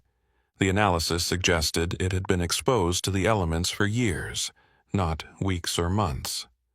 "This doesn't make sense," James said when I showed him the report. "Rebecca disappeared in June. It's only been 3 months. How could her clothing be weathered like it's been out here for years?" "I don't know," I said. "But there's something else." I showed him another piece of evidence that had been found at the old campsite. A can, rusted, barely readable, but the lab had managed to identify it as a brand of coffee that hadn't been manufactured since the 1970s. "So, someone camped there decades ago," James said. "That's not unusual. But Rebecca's clothing was there too. How?" We didn't have an answer. On September 1st, I decided to review every single piece of evidence we had, looking for something I'd missed. I spread everything out on the conference room table.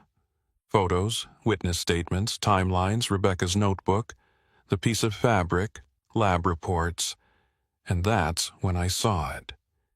The thing that had been bothering me all along, but I couldn't quite articulate.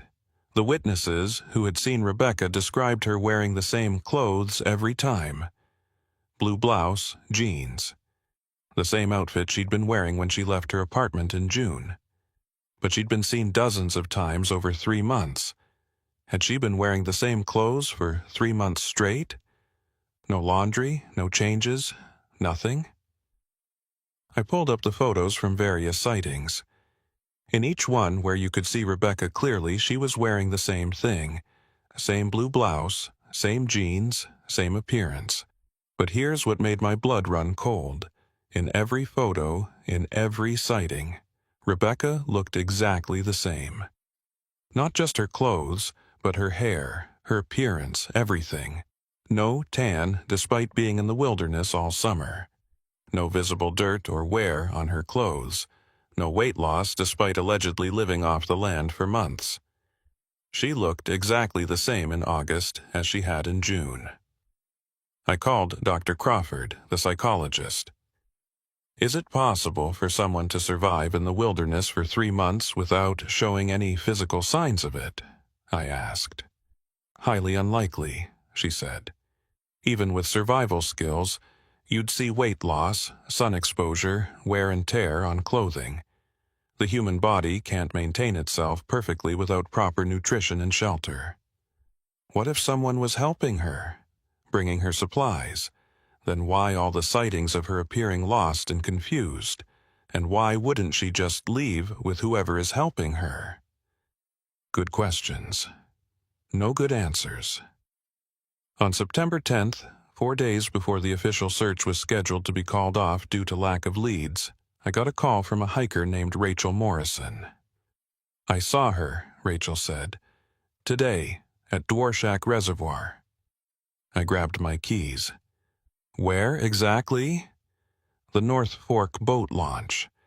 Same place she was seen before. She was just standing there looking at the water." I drove faster than I probably should have. James met me at the reservoir.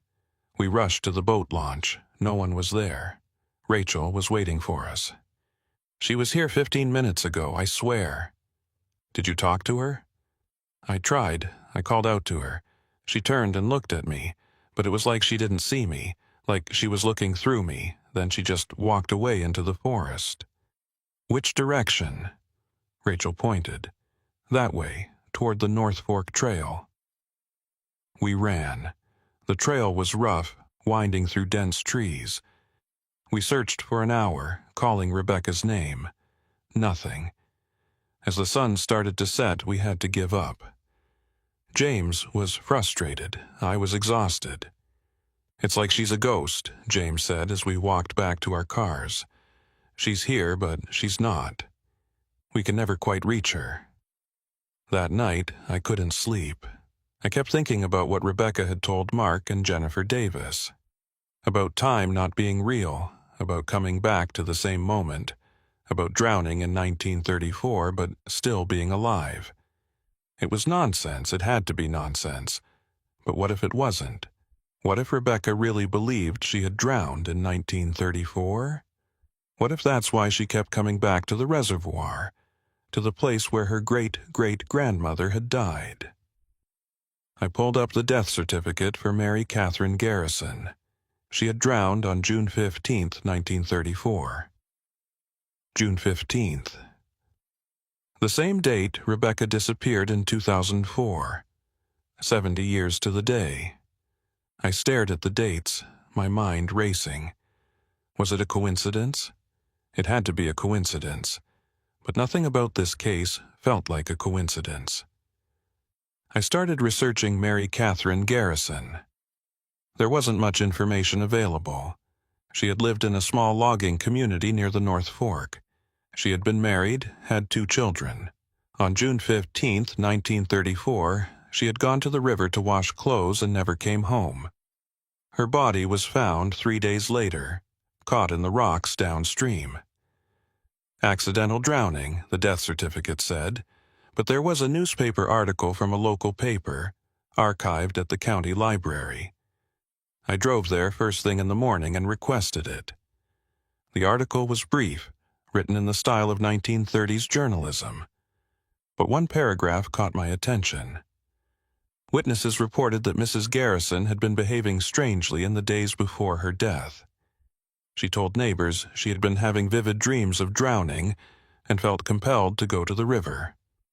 On the morning of June 15th, she was seen walking toward the water in what witnesses described as a trance-like state. I read the paragraph 3 times. Vivid dreams. Felt compelled. Trance-like state. The same words people had used to describe Rebecca. On September 14, 2004, the official search for Rebecca Garrison was suspended. After 3 months of intensive searching, dozens of sightings, and thousands of man-hours, we had nothing. Rebecca's parents held a memorial service. They didn't want to. Thomas especially insisted that Rebecca was still alive somewhere. But Marie said they needed closure, needed a way to say goodbye even if they couldn't bury her. I attended the service. So did about 50 other people from Rebecca's life. Co-workers, neighbors, church members, everyone who knew the quiet librarian who had vanished into the wilderness.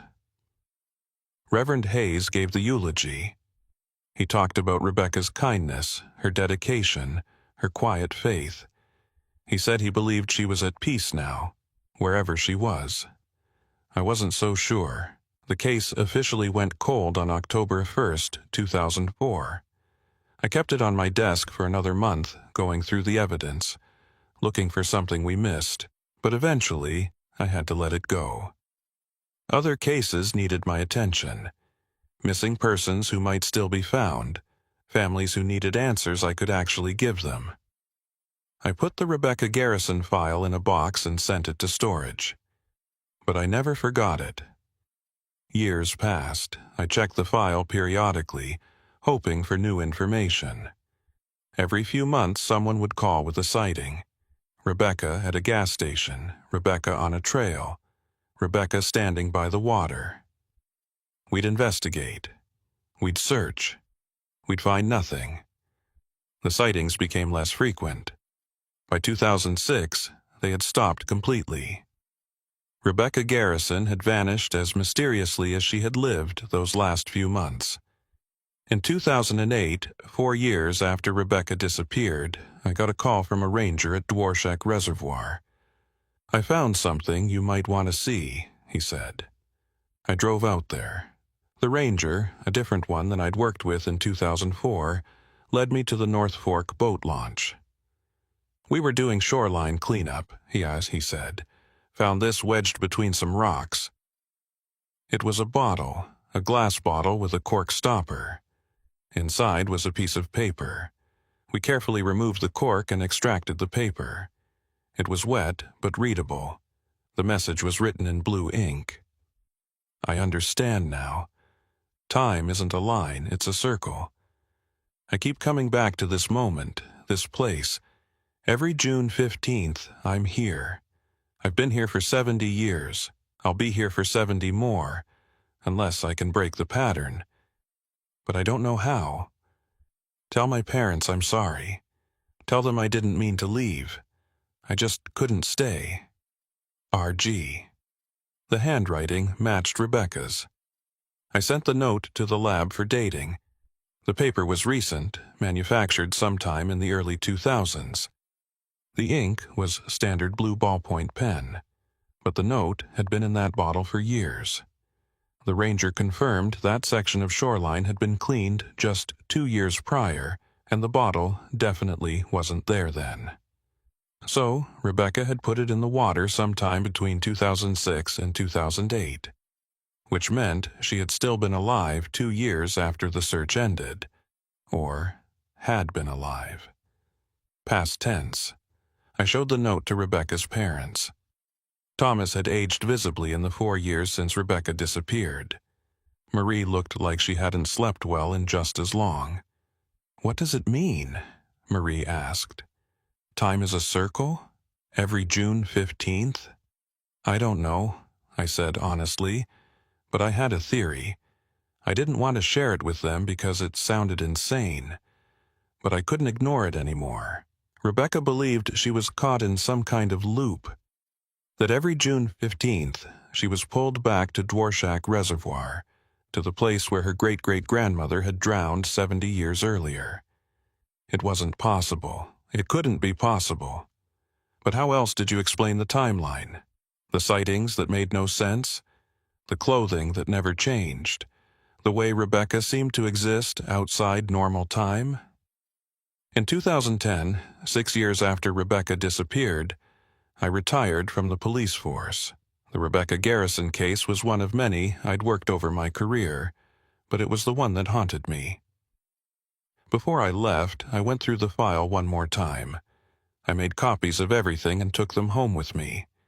I've spent the last years reviewing it periodically, trying to find an explanation that makes rational sense.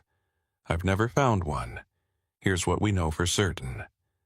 Rebecca Garrison disappeared on June 15, 2004. Her car was found at a rest area 30 miles from her home. She was seen multiple times over 3 months in the wilderness around Dworshak Reservoir. She left a message in a bottle saying she was caught in a time loop. She hasn't been seen since 2008. Here's what we don't know. Where is Rebecca now? What actually happened to her? Why did she go to the reservoir in the first place? How is any of this possible? The rational explanation is that Rebecca had some kind of mental breakdown, that the stress of her quiet, isolated life finally got to her, that she experienced a psychotic break, developed delusions about time travel and reincarnation, and eventually died somewhere in the wilderness where her body hasn't been found. That's what the official file says, that's what most people believe, but I can't accept it. Not completely. Because there are too many things that don't fit that explanation. The timeline that makes no sense. The witnesses who saw her in multiple places at impossible times. The photograph sent anonymously. The note in the bottle. The connection to Mary Catherine Garrison, who drowned 70 years earlier to the day. Every June 15th, I think about Rebecca. I wonder if she's still out there, caught in whatever loop she believed she was in. Still standing at the edge of Dworshak Reservoir, looking out at the water, waiting for something. Last June 15th, 2014, 10 years after Rebecca disappeared, I drove to Dworshak Reservoir. I don't know why. Maybe I was hoping to see her, to finally get answers. I stood at the North Fork boat launch for hours, watching the water, listening to the wind in the trees. I didn't see Rebecca, but I felt something, a presence, like someone was there, just out of sight, watching me the way I was watching for them. I called out her name. Rebecca, if you're here, if you can hear me, your parents want you to know they love you. They never stopped looking. The wind picked up. The water rippled. And for just a moment, I could have sworn I saw a figure standing on the opposite shore. Dark hair, blue blouse, looking across the water at me. I blinked, and the figure was gone. Maybe it was my imagination. Maybe it was grief for a case I never solved, a woman I never found. Or maybe it was Rebecca, still trapped in her loop, still waiting for something she can't name. I don't know. I'll probably never know. But every June 15th I go back. I stand at that boat launch and I wait, just in case she comes back, just in case she's ready to be found. The file is still open, not officially, but in my mind. In the box I keep in my home office with all the other unsolved cases. Rebecca Garrison. Missing since June 15th, 2004. Last seen, unknown. Location, unknown. Status, unknown. Everything about this case is unknown, and maybe that's how it will stay. But I keep the file anyway. I keep searching, even though I'm retired, even though there's no official investigation anymore, because somewhere out there, Rebecca Garrison exists, or existed, or is existing in some way I can't comprehend, and she deserves to be found, even if the timeline makes no sense, even if the evidence contradicts itself, even if the only explanation is impossible. She deserves to be found. I just don't know if she can be.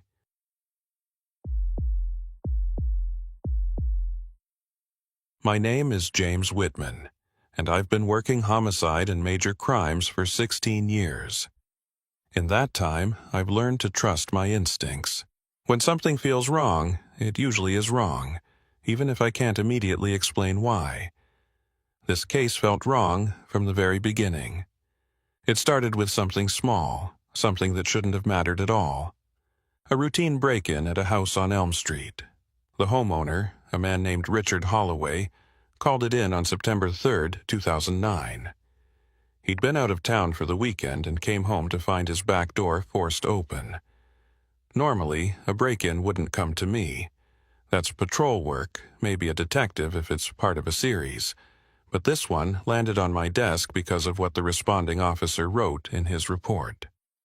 Officer Marcus Kane, badge 4729, had been the first to respond. His report was standard until the last paragraph. That's where it got strange. Homeowner reports nothing stolen. However, items in the living room have been rearranged. Furniture moved approximately 2 to 3 feet from original positions.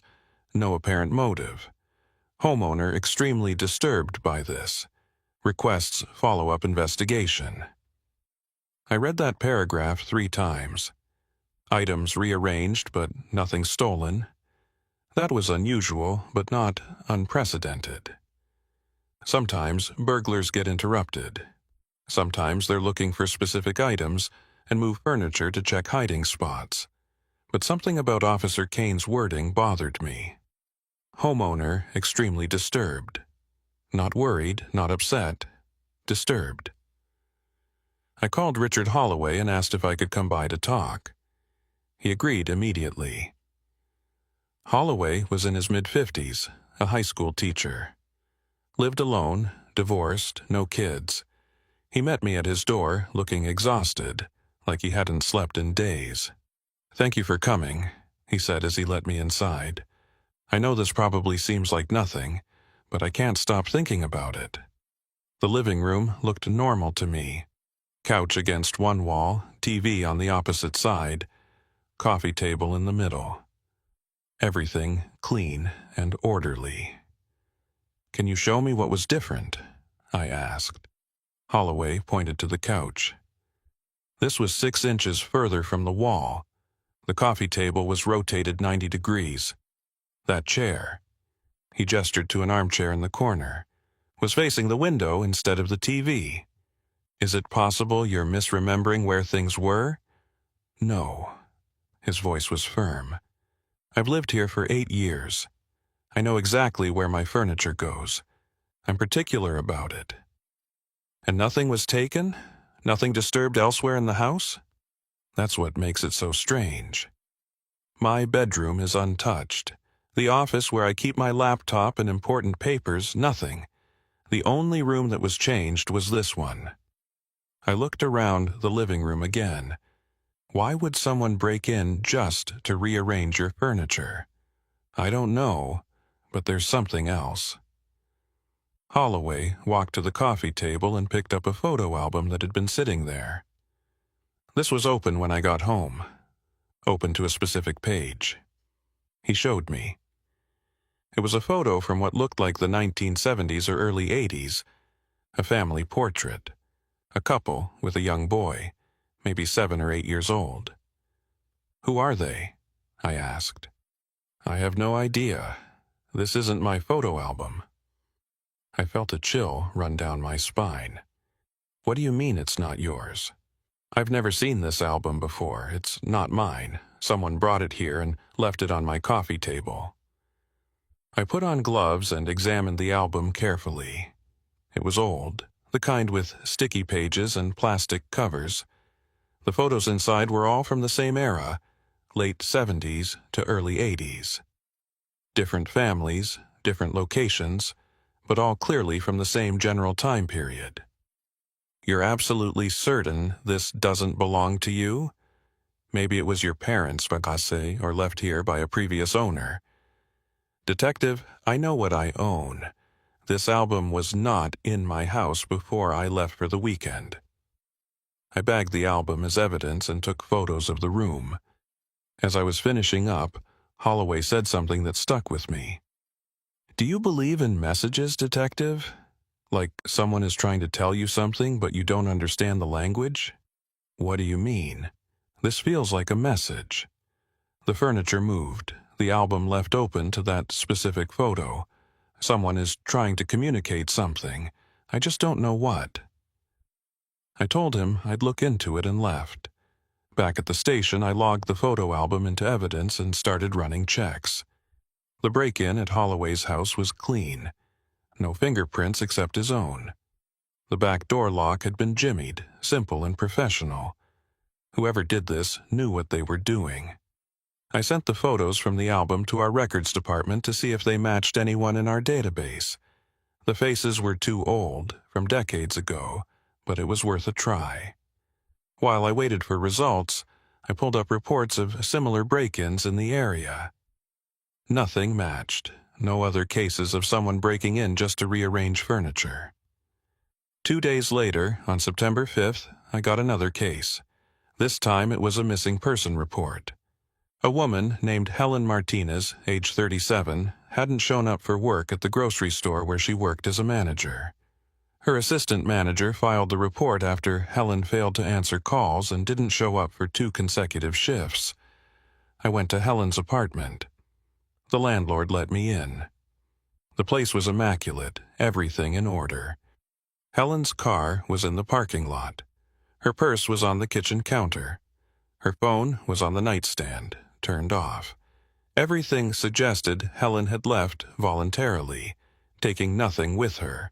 But why? I checked her bedroom. The bed was made. The closet was full of clothes. Nothing appeared to be missing, but there was something strange on her dresser. A photo in a frame. The glass was cracked, like someone had hit it hard enough to spider the surface but not break it completely. I looked closer at the photo.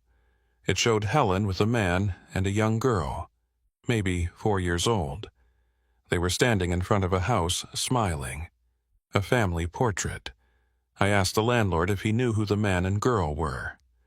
Helen never mentioned family, he said. As far as I know, she lived alone. Never saw anyone visiting. I took the photo back to the station. Something about it was bothering me, but I couldn't figure out what. That evening, I was reviewing both cases when my partner, Detective Lisa Grant, came into my office. "You got a second?" she asked. "Sure, what's up?" "I caught a weird one today. Vandalism at Oak Hill Cemetery. Someone dug up a section of grass near one of the old graves. Didn't damage the grave itself, just dug a hole about 3 feet deep right next to the headstone. Kids messing around? Maybe, but the groundskeeper said it looked deliberate, like someone was searching for something. And here's the weird part." She handed me a photo. "They left this at the bottom of the hole." The photo showed the same image I'd just been looking at. Helen Martinez with a man and a young girl. I stared at it. "Where did you get this?" "I just told you. At the cemetery." "No, I mean, I have the same photo. From a missing person case I'm working." Lisa frowned. "That's not possible. This photo was in a hole in the ground.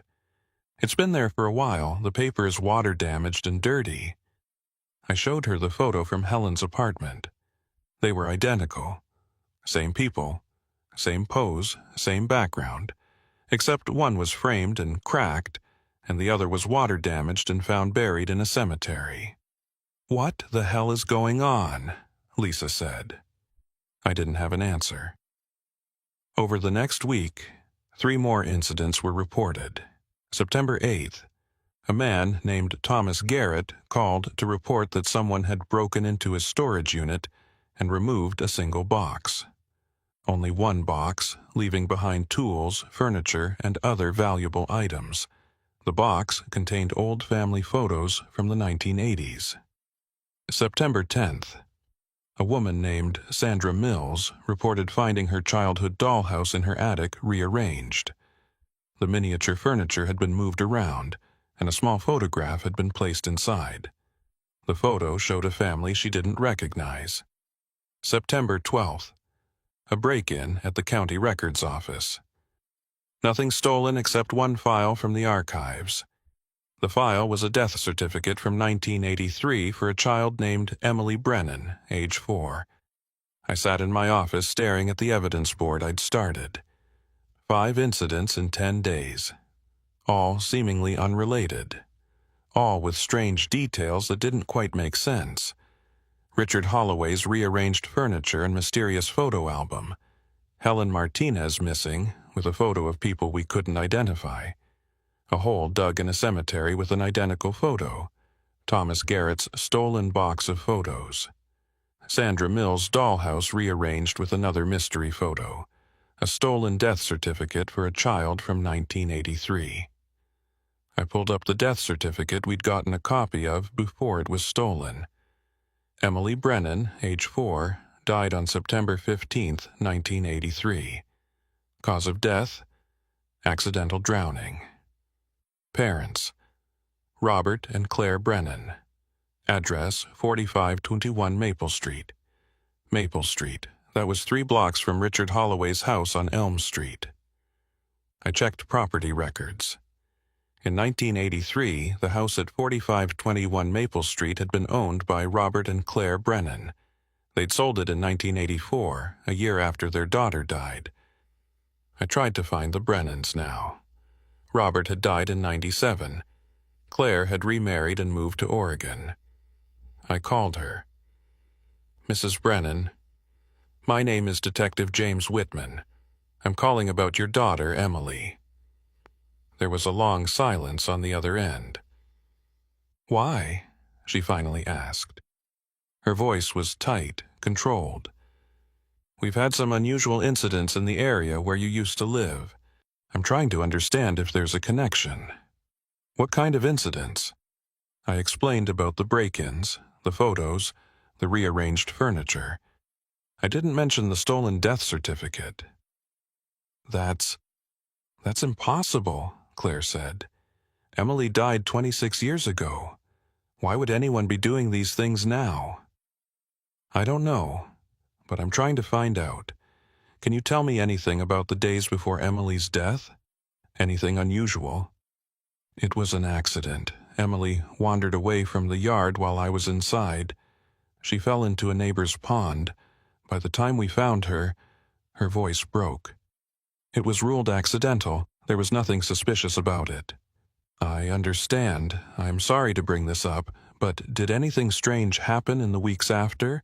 Any unusual visitors? Anyone asking about Emily?" "No, just grief. We sold the house and tried to move on with our lives." I thanked her and hung up. Then I pulled up the police report from Emily Brennan's death in 1983. It was a short report. 4-year-old girl wanders into neighbor's yard, falls into decorative pond, drowns before being discovered. Tragic, but straightforward. The investigating officer was listed as Officer Patrick Doyle, badge 2156. He'd retired in '95. I called him at home. "Officer Doyle, I'm Detective Whitman. I'm reviewing an old case you worked, Emily Brennan, 1983. "I remember it," he said quietly. "You don't forget cases like that. Was there anything about it that bothered you? Anything that didn't fit?" He was quiet for a moment. "Why are you asking about this now?"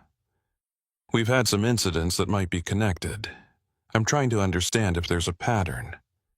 "What kind of incidents?" I gave him a brief overview. He listened without interrupting. "That's strange," he finally said. "Because something did bother me about the Brennan case, but I could never put my finger on it. The death was clearly accidental. The evidence all pointed to it. But the family, they were off somehow." "Off how?" "The mother was devastated, as you'd expect. But the father, Robert Brennan, he was too calm. Not in a suspicious way, more like he was in shock, and he kept saying something strange." "What did he say?" "He kept saying she was supposed to be there, not she wasn't supposed to be there, which is what you'd expect. He said she was supposed to be there, at the pond, like it was meant to happen." I felt the hair on the back of my neck stand up. "Did you follow up on that?" I tried. I asked him what he meant. He said he didn't know, that he was confused, grieving. I didn't push it. Looking back, maybe I should have. I thanked him and hung up. Then I sat staring at my notes, trying to make sense of what I was hearing. A 4-year-old girl dies in an accident in 1983. 26 years later, someone is breaking into houses, rearranging furniture, leaving old photos, digging holes in cemeteries. All somehow connected to this long-dead child. But why? And who?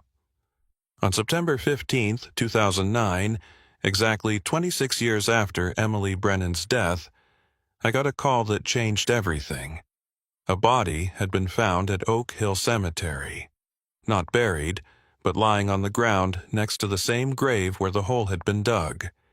The grave of Emily Brennan. I rushed to the scene.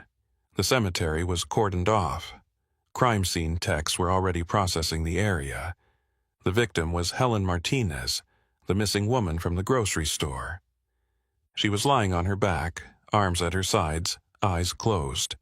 At first glance, she looked like she might be sleeping, but she wasn't breathing. The medical examiner, Dr. Sarah Foster, was examining the body. "What can you tell me?" I asked. "No obvious signs of trauma. No wounds, no defensive marks. She's been dead for maybe 12 to 18 hours. Cause of death? I won't know for sure until the autopsy, but initial assessment suggests possible drowning." I stared at her. "Drowning? We're in a cemetery." "I know. But look at her lungs." Dr. Foster indicated the slight froth at Helen's mouth and nose. "That's consistent with drowning. There's also this." She showed me Helen's hands. The fingers were wrinkled, like they'd been submerged in water for an extended period. Where did she drown? I have no idea, but she wasn't killed here. The body was placed here post-mortem, probably within the last few hours. I looked around the cemetery. The hole that had been dug next to Emily's grave had been filled in. Fresh dirt, recently disturbed. "Did anyone check what was in the hole before it was filled?" I asked one of the techs. "We're excavating it now," he said. They dug carefully, documenting everything. 3 feet down, they found something. A waterproof container, the kind you'd use for camping. Inside was a photo album, the same album that had been left at Richard Holloway's house. "How is this possible?" Lisa said, looking over my shoulder. "We logged that album into evidence." I checked my phone. I called the evidence room. "Can you verify that the photo album from the Holloway break-in is still in storage?" They put me on hold. 2 minutes later, they came back. "Yes, it's here. Item 092841. Can you open it and confirm what's inside?" Another pause. "Detective, the album is here, but it's empty. All the photos are gone." I hung up and looked at the album in the waterproof container. I opened it. The photos were all there, exactly as they had been when we collected them from Holloway's house. "Someone took the photos from the evidence and put them back in the album," Lisa said, "and then buried it here next to Emily Brennan's grave. But who has access to the evidence room?" That was a good question. Access was restricted to authorized personnel. Officers, detectives, evidence technicians, someone with a badge and clearance, or someone who knew how to bypass the security. I bagged the album again and marked it as new evidence. Then I focused on Helen Martinez. Why was she here? Why was her body placed next to Emily Brennan's grave? I pulled Helen's missing person file. We'd interviewed her coworkers, her landlord, her few friends. Nobody knew why she'd disappeared. But there was one detail I'd overlooked. Helen's employment records showed she'd worked at 3 different grocery stores in the past 10 years, all in different towns. She moved every few years, never staying in one place for long. I called her previous employer in Great Falls. The manager there remembered Helen. She was a good worker, the manager said. Quiet, reliable, but she left suddenly, gave 2 weeks' notice and said she had to move. Did she say why? Family reasons, she said, but she seemed nervous, like she was running from something. I got the same story from her employer before that, in Billings. Helen Martinez had been moving from town to town, staying just long enough to blend in, then leaving again, running from something or looking for something. I checked her apartment again, this time more carefully. In her closet, hidden behind a stack of shoeboxes, I found a notebook. The entries were sporadic, dated over several years. July 2006. Saw her again today, Same girl, same age. How is this possible? March 2007. Moved to Great Falls. Maybe she won't find me here. October 2008. She's here too. I don't understand. She should be grown by now, or dead, or something. But she's still 4 years old. April 2009. I can't keep running. I need to find out what this means. August 2009. Going back to where it started. If I can find the grave, maybe I'll understand. The last entry was dated September 14th, 2009. Tomorrow is the anniversary. I'll be at the cemetery. Maybe that's where this ends. I read the notebook 3 times. Helen Martinez had been seeing someone. A girl who stayed 4 years old, who followed her from town to town. A girl who shouldn't exist. I showed the notebook to Lisa. She read it in silence. She was seeing a ghost, Lisa said. A little girl who never aged? Or she was experiencing some kind of psychological break. Hallucinations, paranoid delusions. Then why is she dead at Emily Brennan's grave? That was the question. I decided to check the other incidents more carefully. Richard Holloway, Thomas Garrett, Sandra Mills. All had experienced something strange in the past 2 weeks. I visited Holloway first. He looked even more exhausted than before. "Have you experienced anything else unusual?" I asked. "I keep seeing her," he said quietly. "Seeing who?" "A little girl, dark hair, maybe 4 years old. She stands outside my house at night, just looking at my window. When I go outside to check, she's gone." "How long has this been happening?" "Since the break-in. Every night." I talked to Thomas Garrett next. He told me the same thing. A little girl standing in his yard, watching his house, always at night, always disappearing when he got close. Sandra Mills said she'd seen the girl too, looking in through her window, standing in her driveway, gone before she could reach her. All of them had seen the same girl. All of them described her the same way. Dark hair, 4 years old, wearing a white dress. I pulled up the photos from Emily Brennan's death investigation in 1983. There was one photo of Emily taken shortly before she died. Dark hair, white dress, 4 years old. I showed the photo to Holloway, Garrett, and Mills separately. All of them confirmed it was the same girl they'd been seeing, but Emily Brennan had been dead for 26 years. On September 17th, I got another call. A woman named Elizabeth Chen had reported a break-in at her house. The description was familiar. Nothing stolen, furniture rearranged, a photo left behind. I went to the house immediately. Elizabeth was in her 60s, retired, lived alone. "I know this is going to sound crazy," she said as she let me in. "But I think the little girl did this." "What little girl?" "The one I've been seeing. She's been standing in my backyard for 3 nights. Last night I left the back door unlocked. I wanted to see if she was real, if she'd come inside. And did she? I don't know. I woke up this morning and found everything like this." The living room furniture had been moved. Not randomly, but deliberately arranged in a specific pattern. The couch, chairs, and coffee table formed a perfect square in the center of the room. In the middle of the square was a single photo. Emily Brennan in her white dress. "Why did you leave the door unlocked?" I asked. Elizabeth looked at me with tears in her eyes.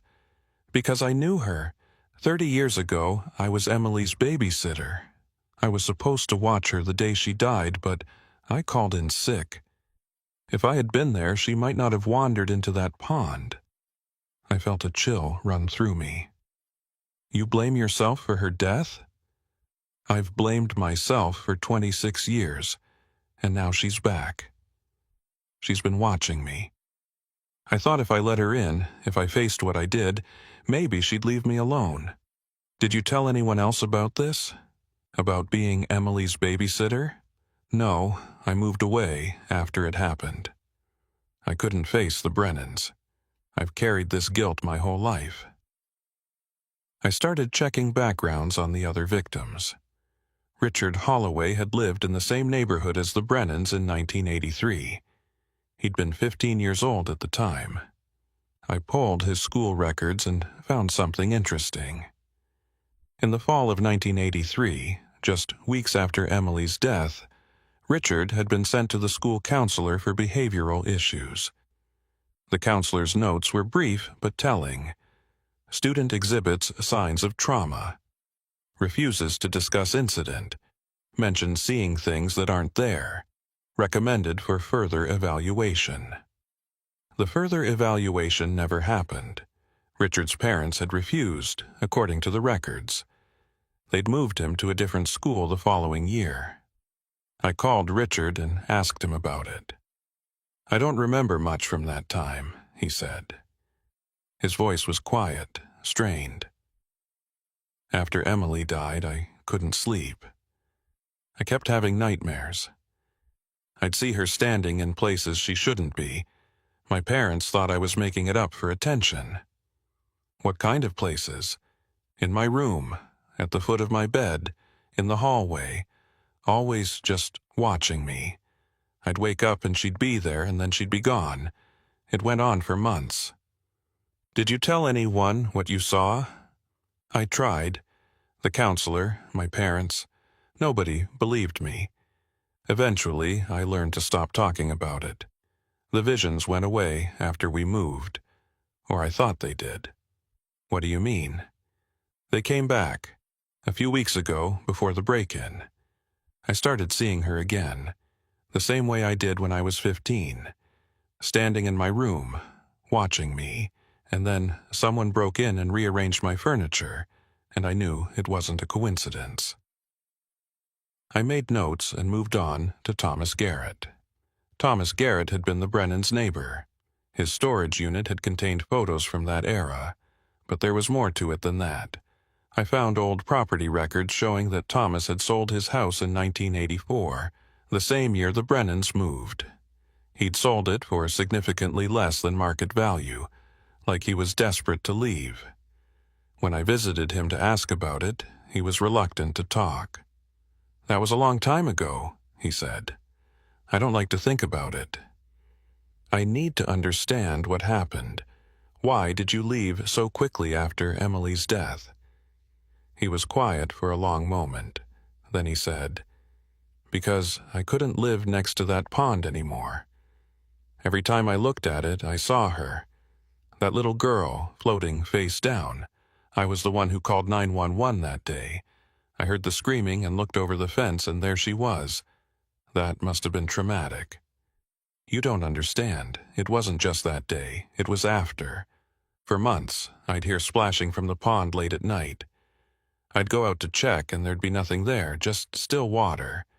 But I could swear I heard someone in there struggling." "Did you report this to anyone?" "Who was I going to tell? That I was hearing ghost sounds from a pond where a child drowned? They'd think I was crazy. So I sold the house and left, and I haven't been back to that neighborhood since." "Until someone stole your box of photos." "Yeah, photos I'd forgotten I even had. From block parties and neighborhood gatherings back in the early 80s. I don't know why anyone would want them." Sandra Mills had been Emily's preschool teacher. When I interviewed her, she was in her 60s, retired, living in a small house on the outskirts of town. "I remember Emily very well," she said when I asked. "She was a sweet child. Quiet, shy, but very bright. She loved to draw. Did you notice anything unusual about her in the weeks before her death?" Sandra's expression changed. "Yes, actually. She became withdrawn. She stopped playing with the other children. She'd sit by herself and draw the same picture over and over." "What was she drawing?" "A man, always the same man. Dark hair, standing near water. I asked her who it was, and she said it was the man who called her name. I thought it was an imaginary friend. I didn't realize." She trailed off, tears in her eyes.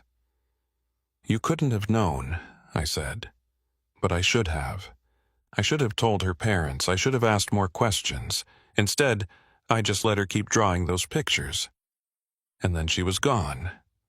Do you still have any of those drawings? No. After she died, the school cleaned out her cubby. I assume they threw everything away, but I remember them clearly. The same figure, always near water, always watching. Every person who had experienced something strange had a connection to Emily Brennan. They had all been in her life when she died, and they had all seen or heard something that suggested Emily's death was more than a simple accident. But there was one more person I needed to talk to. One person who had been there that day and never spoke about it publicly. Officer Patrick Doyle, the first responder from 1983. I called him again and asked if I could visit him in person. He agreed, though he sounded hesitant. His house was a small ranch in a quiet suburb. He met me at the door, looking older than his years, worn down by decades of police work. "Come in," he said. "I've been expecting you to come back." We sat in his living room. On the mantel, I noticed photos of his family, his career. But there was one photo that caught my attention. It showed a younger Doyle in uniform, standing next to a police car. In the background, barely visible, was a white house with a backyard pond. "That's the Brennan house," I said.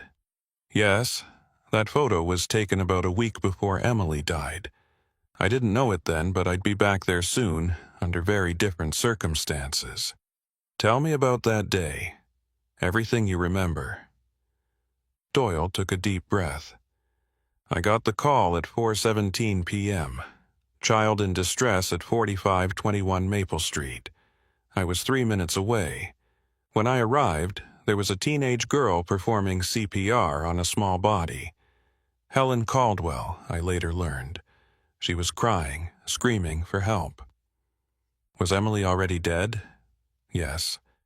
She'd been in the water too long. But Helen kept trying. She wouldn't stop until the ambulance arrived and the paramedics took over. Even then, she kept saying, 'I should have been faster. I should have seen her sooner.'" "What about the parents?" "Claire Brennan was in the house when it happened. She came running out when she heard the screaming.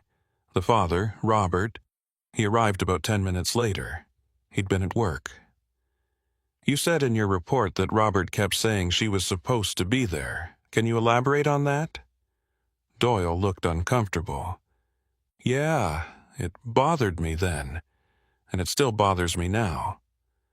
Robert stood there looking at his daughter's body, and instead of being surprised or shocked, he seemed resigned, like he'd known this was coming. "Did you push him on it?" "I tried, but he shut down. Said he didn't know what he was saying, that he was in shock, and I let it go. It was ruled an accidental drowning, and there was no evidence to suggest otherwise. But I've always wondered what? If maybe Robert knew something. If maybe he'd seen something in the days before that made him think Emily was in danger, but he didn't act on it, and then it was too late." I showed Doyle the drawings that had been found in Emily's grave, the ones showing a man watching near water. He stared at them for a long time. "These are new?" "Recent, yes, but made with materials from the 1980s. "That's impossible. I know. But they exist, and they suggest that Emily was trying to tell us something, that she saw someone watching her, someone who didn't help when she fell." Doyle set the photos down. "There's something I never put in my report. Something I saw that day that I couldn't explain." "What?" "When I was processing the scene, taking photos, documenting everything, I looked at the house next door, Thomas Garrett's house, and I saw someone in an upstairs window, just for a second.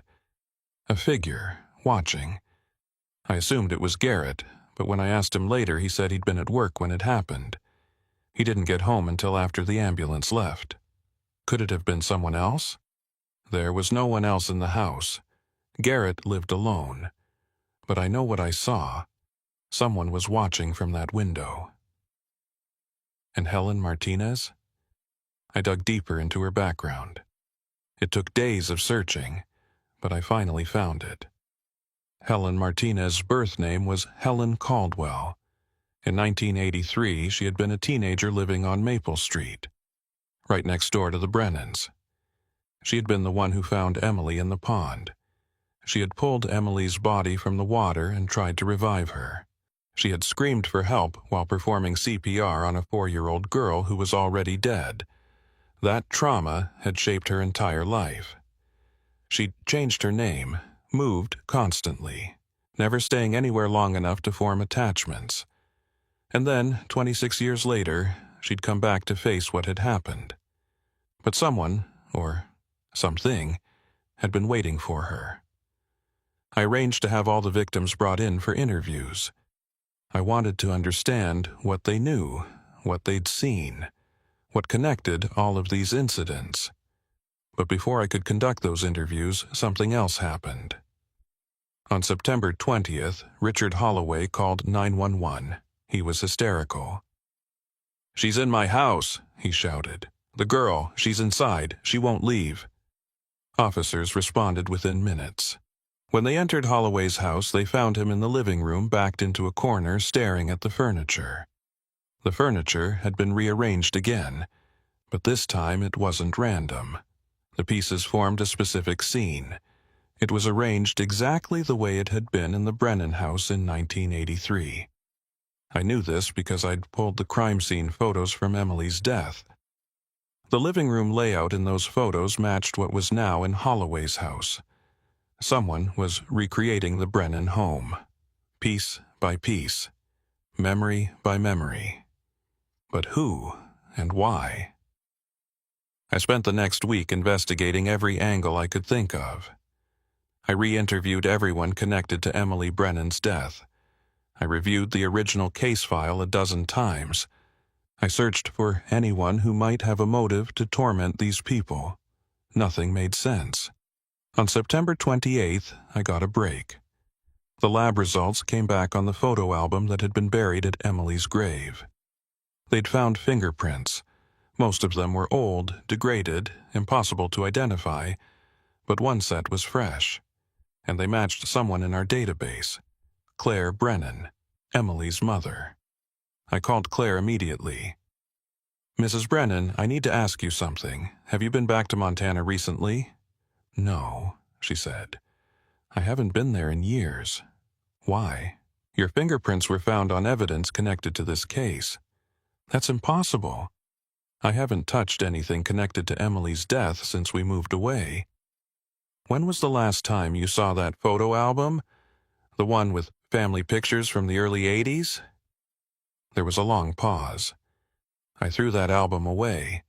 After Emily died, I couldn't look at those photos anymore. I put it in the trash the day we moved out of the house."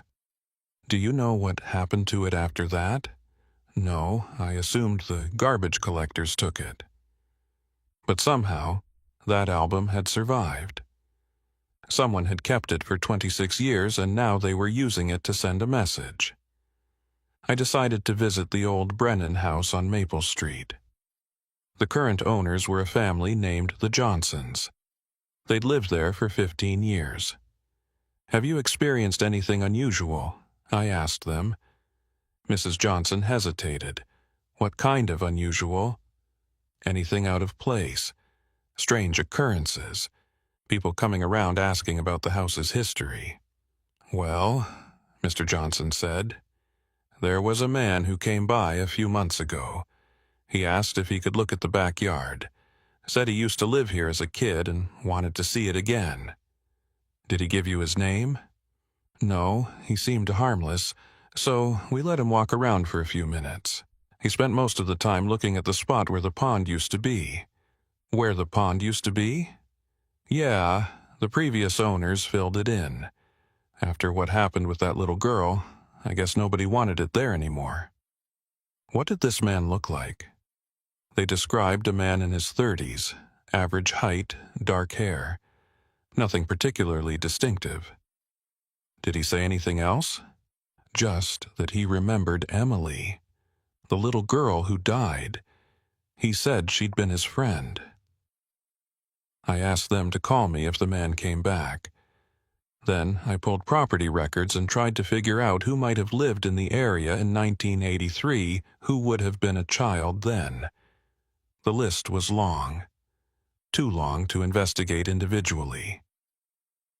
On October 1st, I got another call, this time from a woman named Patricia Simmons. She said her son, David, had something to confess. I met with them at their home. David Simmons was 32 years old. He looked nervous, guilty. "Tell the detective what you told me," Patricia said. David took a deep breath. "I've been the one doing all of this. The break-ins, the rearranged furniture, all of it." I felt a surge of both relief and confusion. Why? Because of Emily. She was my best friend when we were kids. We lived 2 houses apart. I was 6 when she died. I saw it happen. "You saw her drown?" "I was playing in my yard. I saw her wander into the Caldwell's property. I saw her go toward the pond. I should have called out, should have told someone, but I didn't. I just watched. And then she fell in, and by the time I ran to get help, it was too late." He was crying now. "I've lived with that guilt my whole life. I should have saved her. I could have saved her." "So you decided to torment the other people who were there." "Not torment. Remind. All of us, we were there that day. All of us could have done something. The babysitter who called in sick, the neighbor who had the pond. The teacher who didn't notice Emily was struggling. The teenager who found her but couldn't save her. We all failed her. By rearranging furniture and leaving photos, I was trying to recreate that day, to make everyone remember, to make everyone face what happened. On the anniversary, I thought if we all remembered together, if we all felt the guilt together, maybe Emily could rest. "Emily is dead," I said. "She's not coming back. She's not haunting anyone." "But I've seen her," David said. "We've all seen her. The little girl in the white dress, that's Emily." I didn't know what to say to that. I arrested David Simmons for breaking and entering, theft, and harassment, but I knew the case wasn't closed, because David didn't kill Helen Martinez. He admitted to everything else, but he swore he had nothing to do with Helen's death. And I believed him.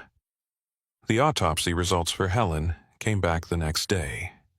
Cause of death: drowning. But not recent drowning. According to Dr. Foster, the condition of Helen's lungs suggested she'd drowned days before where her body was found. "How is that possible?" I asked.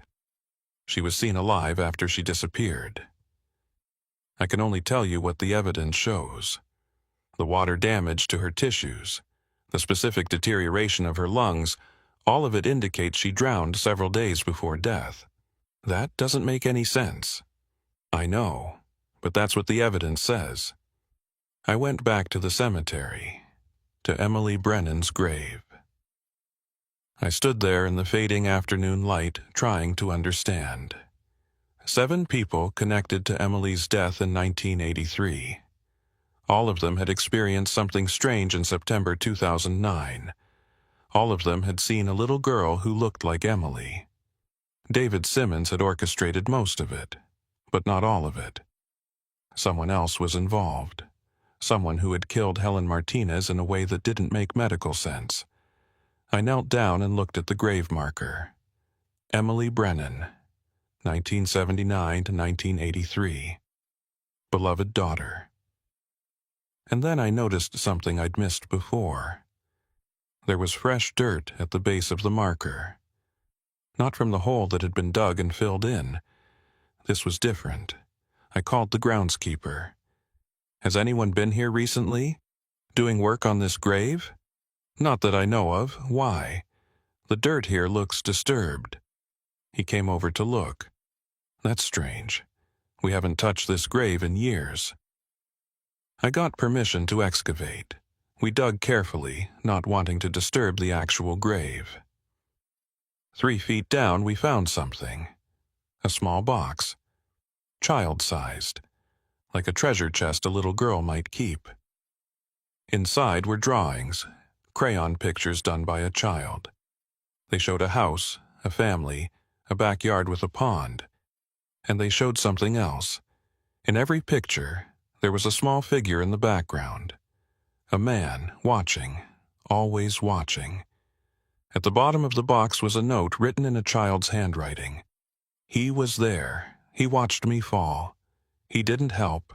Find him. My hands were shaking as I read it. This box hadn't been here in 1983. It was new. The paper was recent. Someone had buried this here within the last few weeks. But the handwriting was identical to samples we had from Emily's preschool work. I'd seen those samples in the original case file. A dead child's handwriting on recent paper. I showed the drawings to Claire Brennan over a video call. She looked at them and went pale. That's Emily's work. I'd recognize it anywhere, but that's impossible. These are new. Who is the man in the background? I asked. She studied the pictures. I don't know. Robert and I never noticed anyone watching her. If someone had been there that day, if they'd seen her fall and didn't help, I had the drawings analyzed. The crayon used was from a brand that hadn't been manufactured since 1985. The paper was from a notebook that went out of production in 1984. Somehow, these recent drawings had been made with materials from the 1980s. On October 10th, I got a call from the archives at the county records office. They'd been reviewing security footage from the break-in where Emily's death certificate was stolen. "We found something," the archivist said. "You need to see this." I went down to look at the footage. It showed a figure entering the records room at 2:17 a.m. on September 12th. They knew exactly where to go, pulling Emily's file from the shelves without hesitation. But when the figure turned toward the camera, the footage glitched. Just for a second. When it cleared, the figure was gone. "That's impossible," the archivist said. "The door didn't open. There's only one way in or out, and the footage shows it was closed the entire time. But the person just disappeared. Can you clean up the footage? Get a better look at who it was?" They tried, but every time the figure was about to be clearly visible, the footage glitched. Like something was preventing us from seeing who it was, or maybe what it was. I spent the next week following every lead, interviewing every person connected to the case. Nobody could explain the impossible elements, the fingerprints that shouldn't exist, the drowning that happened days before death, the drawings made with 30-year-old materials, the handwriting that matched a dead child's. On October 20th, exactly 1 month after Helen Martinez's body was found, I received a package at the police station. No return address, postmarked from Helena. Inside was a VHS tape. I found an old VCR in the evidence room and played it. The footage was grainy, old. It showed a backyard. The Brennans' backyard in 1983, I realized. The pond was there, visible in the corner of the frame. And then Emily appeared, running across the yard in her white dress, playing, happy, alive. The camera followed her. She was alone for most of the video, just a 4-year-old girl playing in her yard on a summer day. But then, at the 5-minute mark, something changed. Emily stopped playing. She turned and looked directly at the camera. Her expression changed from happy to confused, and then she started walking toward the pond, not running, not playing, walking with purpose like someone had called her. The camera panned slightly, and I saw him, a figure standing near the pond, in the shadows, barely visible, watching. Emily walked toward the figure. She reached the edge of the pond, and then she fell. No, not fell. She stepped into the water. Deliberately. The figure didn't move. Didn't call for help. Just watched as Emily went under. The video ended. I sat in silence, staring at the blank screen. Someone had filmed Emily Brennan's death. They had watched it happen and done nothing. And now, 26 years later, they'd sent me the proof. I sent the tape to the lab for analysis. They confirmed it was from 1983, based on the tape degradation and the technology used. The footage was authentic. But who filmed it? And why send it to me now? I went back to the beginning. I reviewed every statement, every piece of evidence, every witness account from 1983, and I found it. A small detail in Officer Doyle's original report that I'd overlooked. Neighbor reported seeing a man with a video camera in the area earlier that day. Subject identified himself as a family friend documenting the neighborhood. No further action taken. A man with a video camera on the day Emily died. I called Officer Doyle again. The man with the camera, do you remember anything else about him? Not really. It was 26 years ago. Why? Did he give you his name? If he did, I didn't write it down. He seemed harmless, just someone making home movies. Do you remember what he looked like? Anything at all? Doyle was quiet for a moment, thinking. Average height, dark hair, I think. Maybe in his 30s. Clean cut, presentable. He was polite, cooperative. That's why I didn't pursue it. Did he say whose friend he was? He said he was documenting the neighborhood for a historical project. Some kind of archive of suburban life in the 80s. It sounded legitimate enough. But you never verified it. No, it was before Emily's death, before anything suspicious had happened. Just a guy with a camera. We saw that kind of thing sometimes back then, before everyone had video cameras at home. I thanked him and started searching. Historical projects, neighborhood archives, anything that might have been happening in that area in 1983. I found several small projects, mostly amateur historians documenting local architecture and community life. But none of them had records of who worked on them, who filmed what. Dead end. Or was it? I decided to reach out to the local historical society. Maybe they had records of projects from that era. The director, a woman named Margaret Walsh, was in her 70s and had been involved with the society since the 1970s. A neighborhood documentation project in 1983, she said when I called. I don't recall anything like that being officially sanctioned by our organization.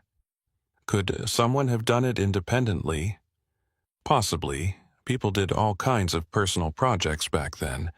But if it was meant to be historical documentation, we would have been contacted eventually to preserve the materials. We never received anything like that. What if it wasn't really a historical project? What if someone was using that as a cover? A cover for what? I don't know yet, but I'm trying to find out. Margaret was quiet for a moment. You know, there was something odd around that time. A man came to one of our meetings in late 1983, said he was interested in local history.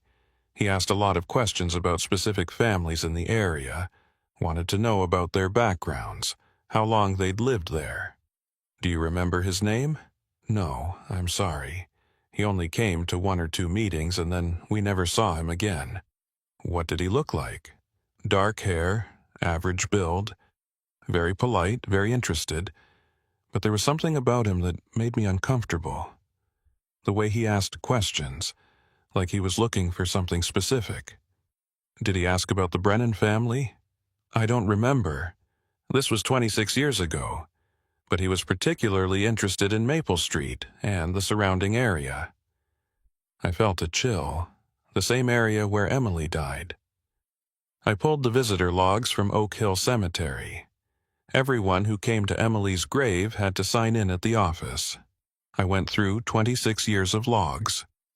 Most entries were from the Brennans, visiting regularly until they moved away in 1984.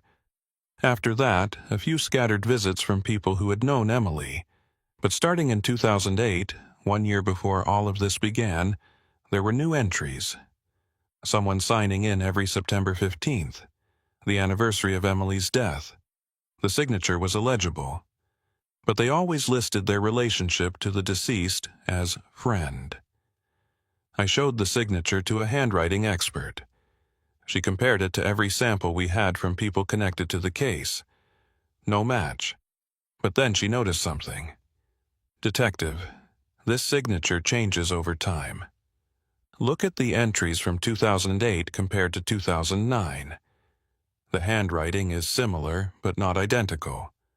Like the same person writing with their non-dominant hand, or deliberately trying to disguise their writing. So, someone has been visiting Emily's grave for years, hiding their identity. That's what it looks like." I decided to stake out the cemetery on September 15th, 2010. If this person kept to their pattern, they'd show up on the anniversary. I arrived at dawn and positioned myself where I could see Emily's grave without being obvious. I waited all day. At 4:17 p.m., exactly the time Emily had been pulled from the pond in 1983, someone arrived. It was a man, just as Doyle had described. Average height, dark hair, now graying at the temples. He walked directly to Emily's grave and stood there, head bowed. I approached, slowly, not wanting to spook him. "Excuse me," I said. "Can I ask what brings you here?" He turned to look at me. His eyes were dark, sad. "I'm visiting an old friend." "You knew Emily Brennan?" "Yes, a long time ago. Can I ask your name?" He hesitated. For a moment I thought he might run, but then he said, "Daniel. Daniel Porter." I ran the name through my database later. No Daniel Porter had lived in the area in 1983. No Daniel Porter appeared in any of the case files or witness statements. The man had lied about his name. But I'd gotten something even more valuable. I'd taken his photo with my phone, discreetly, while we talked. I showed the photo to everyone who had been connected to the case. Richard Holloway, Thomas Garrett, Sandra Mills, Elizabeth Chen, Officer Doyle. None of them recognized him. "He wasn't from the neighborhood," Holloway said. "I knew everyone on our street back then. This man was never there. But someone had been there with a video camera. Someone had filmed Emily's death. And someone had been visiting her grave every year for decades. I sent the photo to the FBI database, hoping for a match. Nothing. This man, whoever he was, had no official identity, or at least not one we could find. On October 25th, David Simmons called me from jail. He said he needed to tell me something. "I wasn't alone," he said. "Someone else was helping me. Someone who knew things about Emily's death that I didn't know." "Who?" "I never saw their face. We communicated through emails. They told me where to find the photo album, when to arrange the furniture, all of it. They said they wanted everyone to remember, to face what happened." "Do you still have the emails?" "They disappeared. I tried to find them in my sent folder, but they're all gone, like they never existed." I requested a forensic analysis of David's computer. The tech team found traces of deleted emails, but they couldn't recover them. Whoever had sent them knew how to cover their tracks. But they found something else: the IP address where the emails originated. It was from a library computer in downtown Helena. I went to the library and asked to see their records. They kept logs of who used which computer and when. The dates matched. Someone had used computer number 7 on the same days David received those mysterious emails, but they'd signed in using a guest pass. No name, no identification required. "Do you have security cameras?" I asked the librarian. "Yes, but we only keep footage for 30 days. These emails were sent months ago. Another dead end, or so I thought. The librarian, a young woman named Ashley, said, "Wait, I might remember something. There was a man who used that computer regularly around that time. Always the same computer, always during the evening shift. What did he look like? Average height, dark hair going gray, polite, quiet. He'd come in, use the computer for an hour or two, then leave. Always paid in cash for the guest pass." I showed her the photo of the man from the cemetery. Her eyes widened. "That's him! I'm sure of it." So the man who visited Emily's grave every year was the same man who had been sending David instructions. The same man who possibly had been documenting the neighborhood in 1983. The pattern was becoming clearer, but I still didn't understand what it meant. I went back through the VHS tape frame by frame. The figure standing by the pond, watching Emily walk toward the water. I enhanced the image as much as possible. The figure was too shadowy to identify clearly, but there was something else in the frame I'd missed before. In the corner, barely visible, was a reflection in the sliding glass door of the Brennan house. A reflection of someone holding a video camera. I zoomed in as much as the technology allowed. The reflection showed a man, dark hair, average height. The same description we'd heard over and over, but his face was turned away from the reflective surface. All I could see was his profile, and even that was too blurry to identify. I sent the enhanced footage to the FBI's Behavioral Analysis Unit. They studied it and sent back a profile. Subject appears to be male, 30 to 40 years old in 1983, making him 56 to 66 now. Comfortable with technology, as evidenced by use of video camera and later email correspondence. Methodical, patient, willing to wait decades to execute a plan. Likely has personal connection to victim or victim's family. Motivation appears to be focused on forcing witnesses to confront guilt related to victim's death. The profile fit what we knew, but it didn't tell us who he was. I decided to try a different approach. I went back to Claire Brennan and asked her about Robert's diary entries again. Robert mentioned seeing a figure in the shadows. Did he ever describe this person to you? Not really. He was convinced he was imagining it, that the stress of Emily's nightmares was getting to him. Did he ever take photos or videos of the yard, maybe trying to document what he was seeing? Actually, yes. He bought a video camera in August 1983. He said he wanted to film the yard, to prove to himself that there was nothing there. But after Emily died, he destroyed all the tapes. He couldn't bear to look at them. He destroyed them? Are you sure? Yes, I watched him do it. He smashed them with a hammer and threw them away. But someone had saved at least one tape, the tape showing Emily's death. Either Robert had missed one, or someone else had made a copy before he destroyed them. I asked Claire if anyone else had access to their house around that time. We had friends, neighbors. People came and went. This was before we became paranoid about locked doors and security systems. Anyone who might have had reason to copy those tapes? I can't imagine why anyone would want to. They were just Robert filming our backyard, looking for shadows that weren't there. Unless those shadows were real. Unless someone had been watching the Brennan house and Robert had accidentally filmed them. The thought sent a chill through me. On November 1st, 2009, I officially recommended closing the case. David Simmons had confessed to most of the crimes. Helen Martinez's death was ruled accidental drowning with unusual circumstances. The other incidents were attributed to David's psychological break related to Emily Brennan's death. The case was closed, but I knew it wasn't really over, because there were too many things that didn't fit. Too many impossible elements that couldn't be explained by a man having a breakdown and trying to force people to confront old guilt. The fingerprints that appeared on evidence after it was logged. The drawings made with materials from the 1980s. The videotape showing Emily's death. The figure that disappeared from security footage. Helen's drowning days before her death.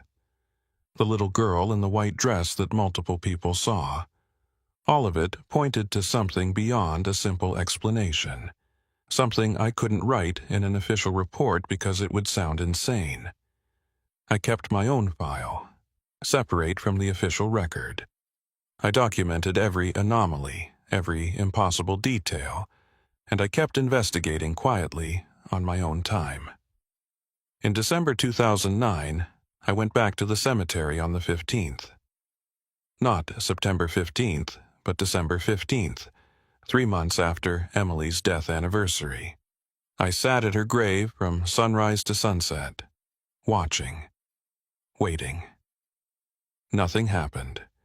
But at 6:47 p.m., just as I was about to leave, I felt it, a presence, like someone was standing behind me. I turned. Nobody was there. But when I looked back at the grave, there was something new, a small toy, a plastic duck, the kind a child would play with in a bathtub. It hadn't been there a moment ago. I picked it up. It was cold, wet, like it had been pulled from water. I took it back to the station and logged it as evidence, but I never put it in the official file. I kept it in my desk drawer. Every few months, I'd check on the people who had been affected by the incidents. Richard Holloway, Thomas Garrett, Sandra Mills, Elizabeth Chen. They all reported the same thing. The sightings had stopped. The little girl in the white dress was gone, but they all felt her absence, like something had been watching them and now it wasn't, like they'd been released from something. In March 2010, Claire Brennan called me. She'd been going through old family documents and found something. Robert kept a diary, she said. I never knew about it. I found it when I was cleaning out his things. Can you send it to me? She did. It arrived 2 days later. The diary was from 1983, starting in June and ending in September. Most entries were mundane. Work, family, daily life. But the entries in the weeks before Emily's death were different. June 1st. Emily has been having nightmares. She says a man is watching her. I've checked the house, the yard, everything. No one is there. June 15th. Emily won't go outside. She says the man is waiting for her. I don't know how to help her. July 3rd. The dreams are getting worse. Emily describes the same man every time. Dark hair, average height. She says he stands by the pond and calls her name. August 20th. I've started seeing him too, or I think I have. Movement in the shadows. A figure near the fence, but when I go to look, there's nothing. September 10th. Emily says she has to go to the pond, that the man needs her there. I've told her absolutely not.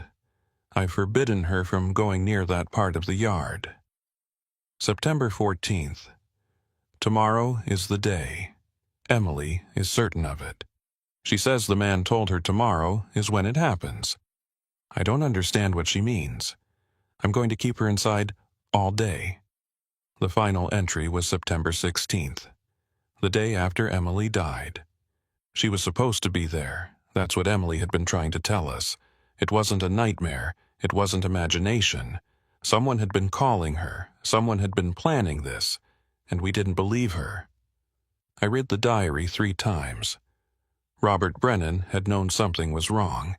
He'd seen the same figure his daughter had described, but he dismissed it as imagination, as childhood fears, until it was too late. The diary confirmed what I'd suspected. Emily's death wasn't entirely accidental. Someone had been there. Someone had called to her, had led her to the pond. The same someone who had filmed her death. The same someone who, 26 years later, had orchestrated events to make everyone remember. But who? I spent months searching. I interviewed everyone I could find who had been in that neighborhood in 1983. I searched through property records, employment records, school records. I found dozens of people who had lived nearby. Any one of them could have been the man with the camera, the figure in the shadows. But I couldn't prove it. I couldn't even narrow it down. In June 2011, almost 2 years after it all began, I received one final piece of evidence. A letter delivered to the station. No postmark this time. Hand-delivered. Left on my desk while I was out. The letter was short. Detective Whitman. By now you know that Emily's death was not an accident. You know that someone was there, watching, waiting. You know that 26 years later, that someone wanted everyone to remember. You want to know why. You want to know who. The truth is, it doesn't matter. The pattern has been broken. The guilt has been felt. The debt has been paid. Emily can rest now, and so can I. Don't look for me. You won't find me. Some questions are meant to remain unanswered. The letter was unsigned. The handwriting didn't match anyone in our database. I kept it in my desk drawer next to the plastic duck. But I didn't stop investigating. I couldn't. Over the next year, I followed every lead I could find. I tracked down every person who had lived in that neighborhood in 1983. I interviewed dozens of people, showed them photos, asked about a man with a video camera. A few remembered seeing someone like that. "Oh yeah," one elderly woman said. "He was around for a few weeks that summer. Said he was making a documentary. I thought it was for public television or something." "Did he tell you his name?" "No, or if he did, I don't remember." "Did he seem interested in any particular houses or families?" "Now that you mention it, yes. He spent a lot of time on Maple Street. I saw him there several times, filming houses, talking to people." "Did you see him after Emily Brennan's death?" "No. Come to think of it, I never saw him again after that.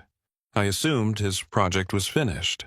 I contacted every television station, every film school, every documentary production company in the region. None of them had any record of a neighborhood documentation project in that area in 1983. The project had been a lie. A cover story to explain why a man was spending weeks filming a specific neighborhood, focusing on specific families. But why? What was he looking for? In September 2011, on the anniversary of Emily's death, I went back to the cemetery. I arrived early and waited, hoping the mystery man would return. He did.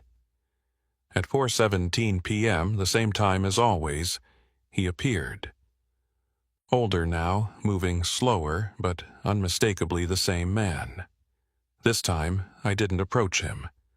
I watched from a distance, documenting everything. I took photos. I recorded video on my phone. He stood at Emily's grave for exactly 17 minutes. Then he knelt down and placed something on the ground. He stood, looked around as if sensing he was being watched, and walked away. I waited until he was gone, then approached the grave. The item he'd left was a small wooden box, hand-carved, beautiful. Inside was a photograph I'd never seen before. It showed Emily Brennan, alive, happy, playing in her backyard. But in the background, barely visible in a shadow, was a figure.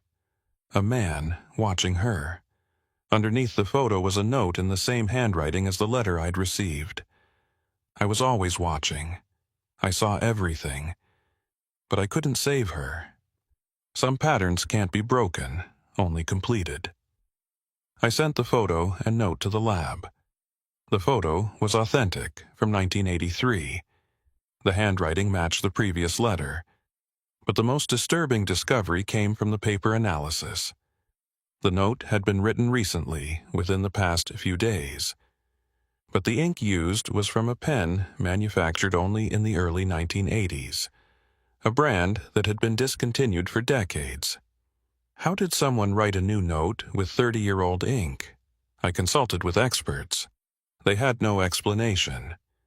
The ink had aged. It showed all the chemical markers of being decades old. But the paper was new, and the handwriting was fresh. It was impossible, but it existed. In December 2011, I received a call from Elizabeth Chen, Emily's former babysitter. She sounded frightened. "Detective, she's back. The little girl. I saw her again last night." "Where?" "In my backyard, just standing there, looking at my house. I called out to her, but she didn't respond. She just turned and walked away into the darkness." "Did you report this to the local police?" "What would I say? That I'm seeing the ghost of a child who died 28 years ago? They'd think I'm crazy." "You're not crazy, Elizabeth. Other people have seen her too." "I know. That's what scares me. If we're all seeing the same thing, if we're all experiencing the same pattern, then it means something, doesn't it? It means there's a reason this is happening." "What do you think the reason is?" "Guilt. We all failed her in some way. I was supposed to watch her that day, and I didn't. The others, they were there in her life, and they didn't see the danger. They didn't protect her. And now she's reminding us, or someone is using her memory to remind us." "Do you think it's the man? The one who filmed her death?" "I don't know. But whoever it is, they know exactly how to make us suffer. They know exactly what we're afraid of." In March 2012, I got a strange call from the evidence room. One of the technicians had been organizing old case files when they noticed something odd. "Detective Whitman, you need to see this." I went down to the evidence room. The technician showed me the box containing Emily Brennan's personal effects from the original investigation. "This box was sealed in 1983, she said. "We have documentation showing it hasn't been opened since then, but look inside." I put on gloves and opened the box. Inside were Emily's clothes from the day she died, her shoes, a small bracelet she'd been wearing, everything that had been logged in 1983, plus one thing that hadn't been: a small tape recorder, the kind used in the 1980s, and a cassette tape. "This wasn't in the original inventory," the technician said. "I checked. There's no record of this being collected from the scene." "How did it get here?" "I don't know. But the seal on the box hasn't been broken. It's impossible for someone to have added this without us knowing." I took the tape recorder and cassette to my office. I found an old player and loaded the tape. Static at first. Then a voice, a little girl's voice. "My name is Emily Brennan. Today is September 14th, 1983. Tomorrow I'm going to the pond. The man said I have to. He said it's important. He said things happen the way they're supposed to happen. I don't want to go, but I think I have to. Mommy and Daddy don't understand. They think I'm having bad dreams. But he's real. He's been watching me for a long time. He knows things about me. He knows things about all of us." There was a pause, the sound of someone crying softly. "I'm scared. I don't want to go to the pond. But he said if I don't, something worse will happen. Something bad for everyone. So I'm going to go. Maybe it won't be so bad. Maybe he's telling the truth and it's just something I have to do." Another pause. "If you're listening to this, if you find this after whatever happens, please tell Mommy and Daddy I love them. And tell them it wasn't their fault. It was supposed to happen this way. The man said so." The tape ended. I sat in silence, my hands shaking. Emily had known. She'd known she was going to die. Someone had told her, had convinced her it was necessary, and she'd made this recording the night before, a goodbye message. But how had the tape gotten into the evidence box, and why had it appeared now, almost 30 years later? I showed the tape to Claire Brennan. She listened to her daughter's voice for the first time in decades and collapsed in tears. "She knew," Claire said through her sobs. "She knew, and she didn't tell us.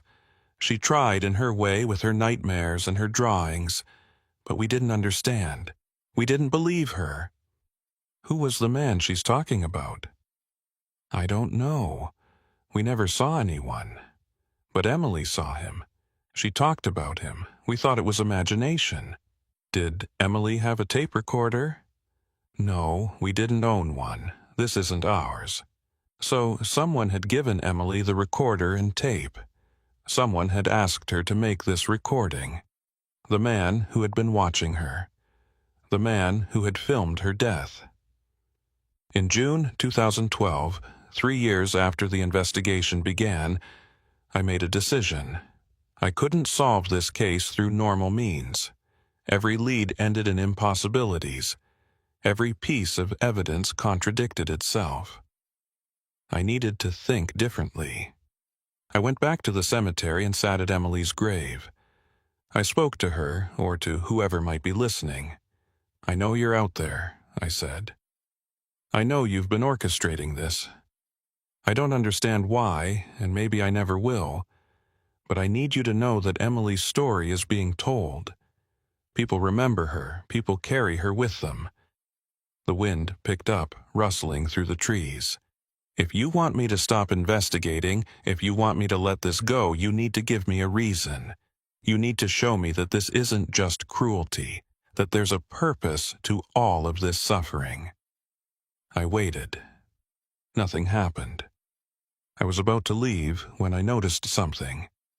On Emily's headstone, someone had placed a single white flower. It hadn't been there when I arrived. I looked around.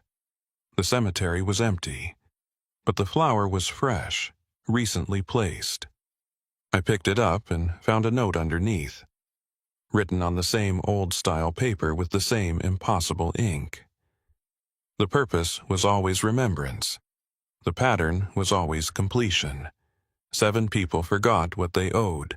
7 people have now remembered. The debt is paid. Let her rest. 7 people. I counted them. Elizabeth Chen, Richard Holloway, Thomas Garrett, Sandra Mills, Helen Martinez, Officer Doyle, and Robert Brennan himself. 7 people who had been in Emily's life. 7 people who in one way or another had failed to save her. And now, all 7 had been forced to confront that failure. Elizabeth had let the girl into her house, had tried to face her guilt.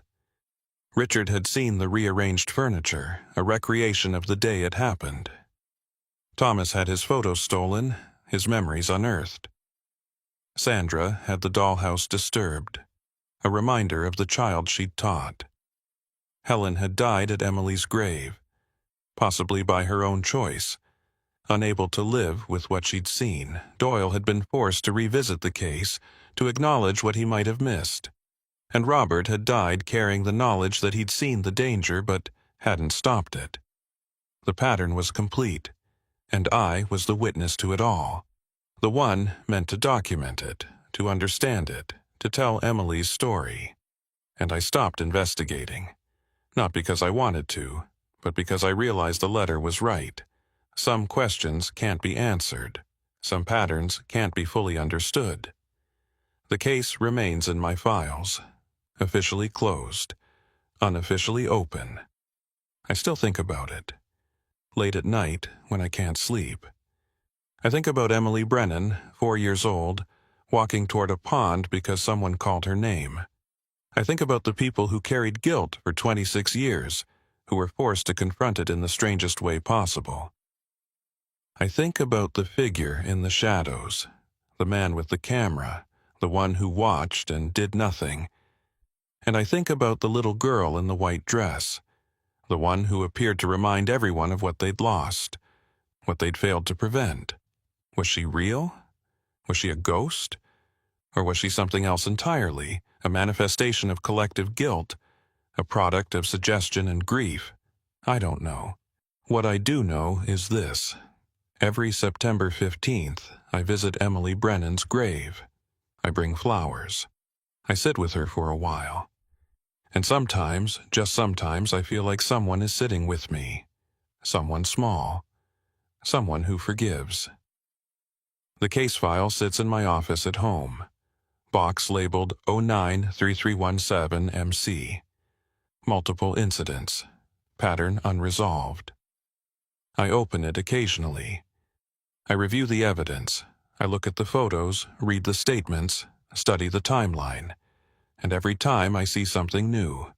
Some detail I missed before. Some connection I didn't understand.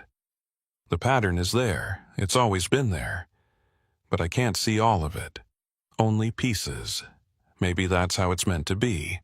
Maybe some patterns aren't meant to be fully understood. Maybe some cases aren't meant to be solved. 6 months ago, I got a call from a detective in Oregon. They had a strange case. Multiple break-ins, nothing stolen, furniture rearranged. An old photo left at each scene. The photo showed a little girl, different girl than Emily, but around the same age. "Does this sound familiar?" the detective asked. I told them no. I didn't tell them about Emily Brennan. I didn't tell them about the pattern, because I don't think they'd believe me. And even if they did, I don't think it would help. Some patterns repeat. In different places, different times, different people. But always the same structure. Always the same message, remember. Face what you've done. Carry the weight. I wonder how many of these cases are out there. How many unsolved incidents connected to children who died too young, too tragically. How many people carrying guilt they can't escape. How many patterns we can't see because we're not meant to. Last week, I woke up at 3 a.m. No reason, just suddenly awake. I went to the window and looked out at my backyard. There was a little girl standing there. Dark hair, white dress, about 4 years old. She was looking up at my window. For a moment, we made eye contact, and I felt it. The weight of every unsolved case. Every question without an answer. Every pattern I couldn't complete. Then she was gone. I stood at that window for an hour, waiting for her to come back. She didn't, but I know she's out there, somewhere, watching, waiting. For what, I don't know. The case file remains on my shelf, 093317MC, pattern unresolved, and it will stay unresolved. Because some patterns aren't meant to be broken, they're meant to be remembered.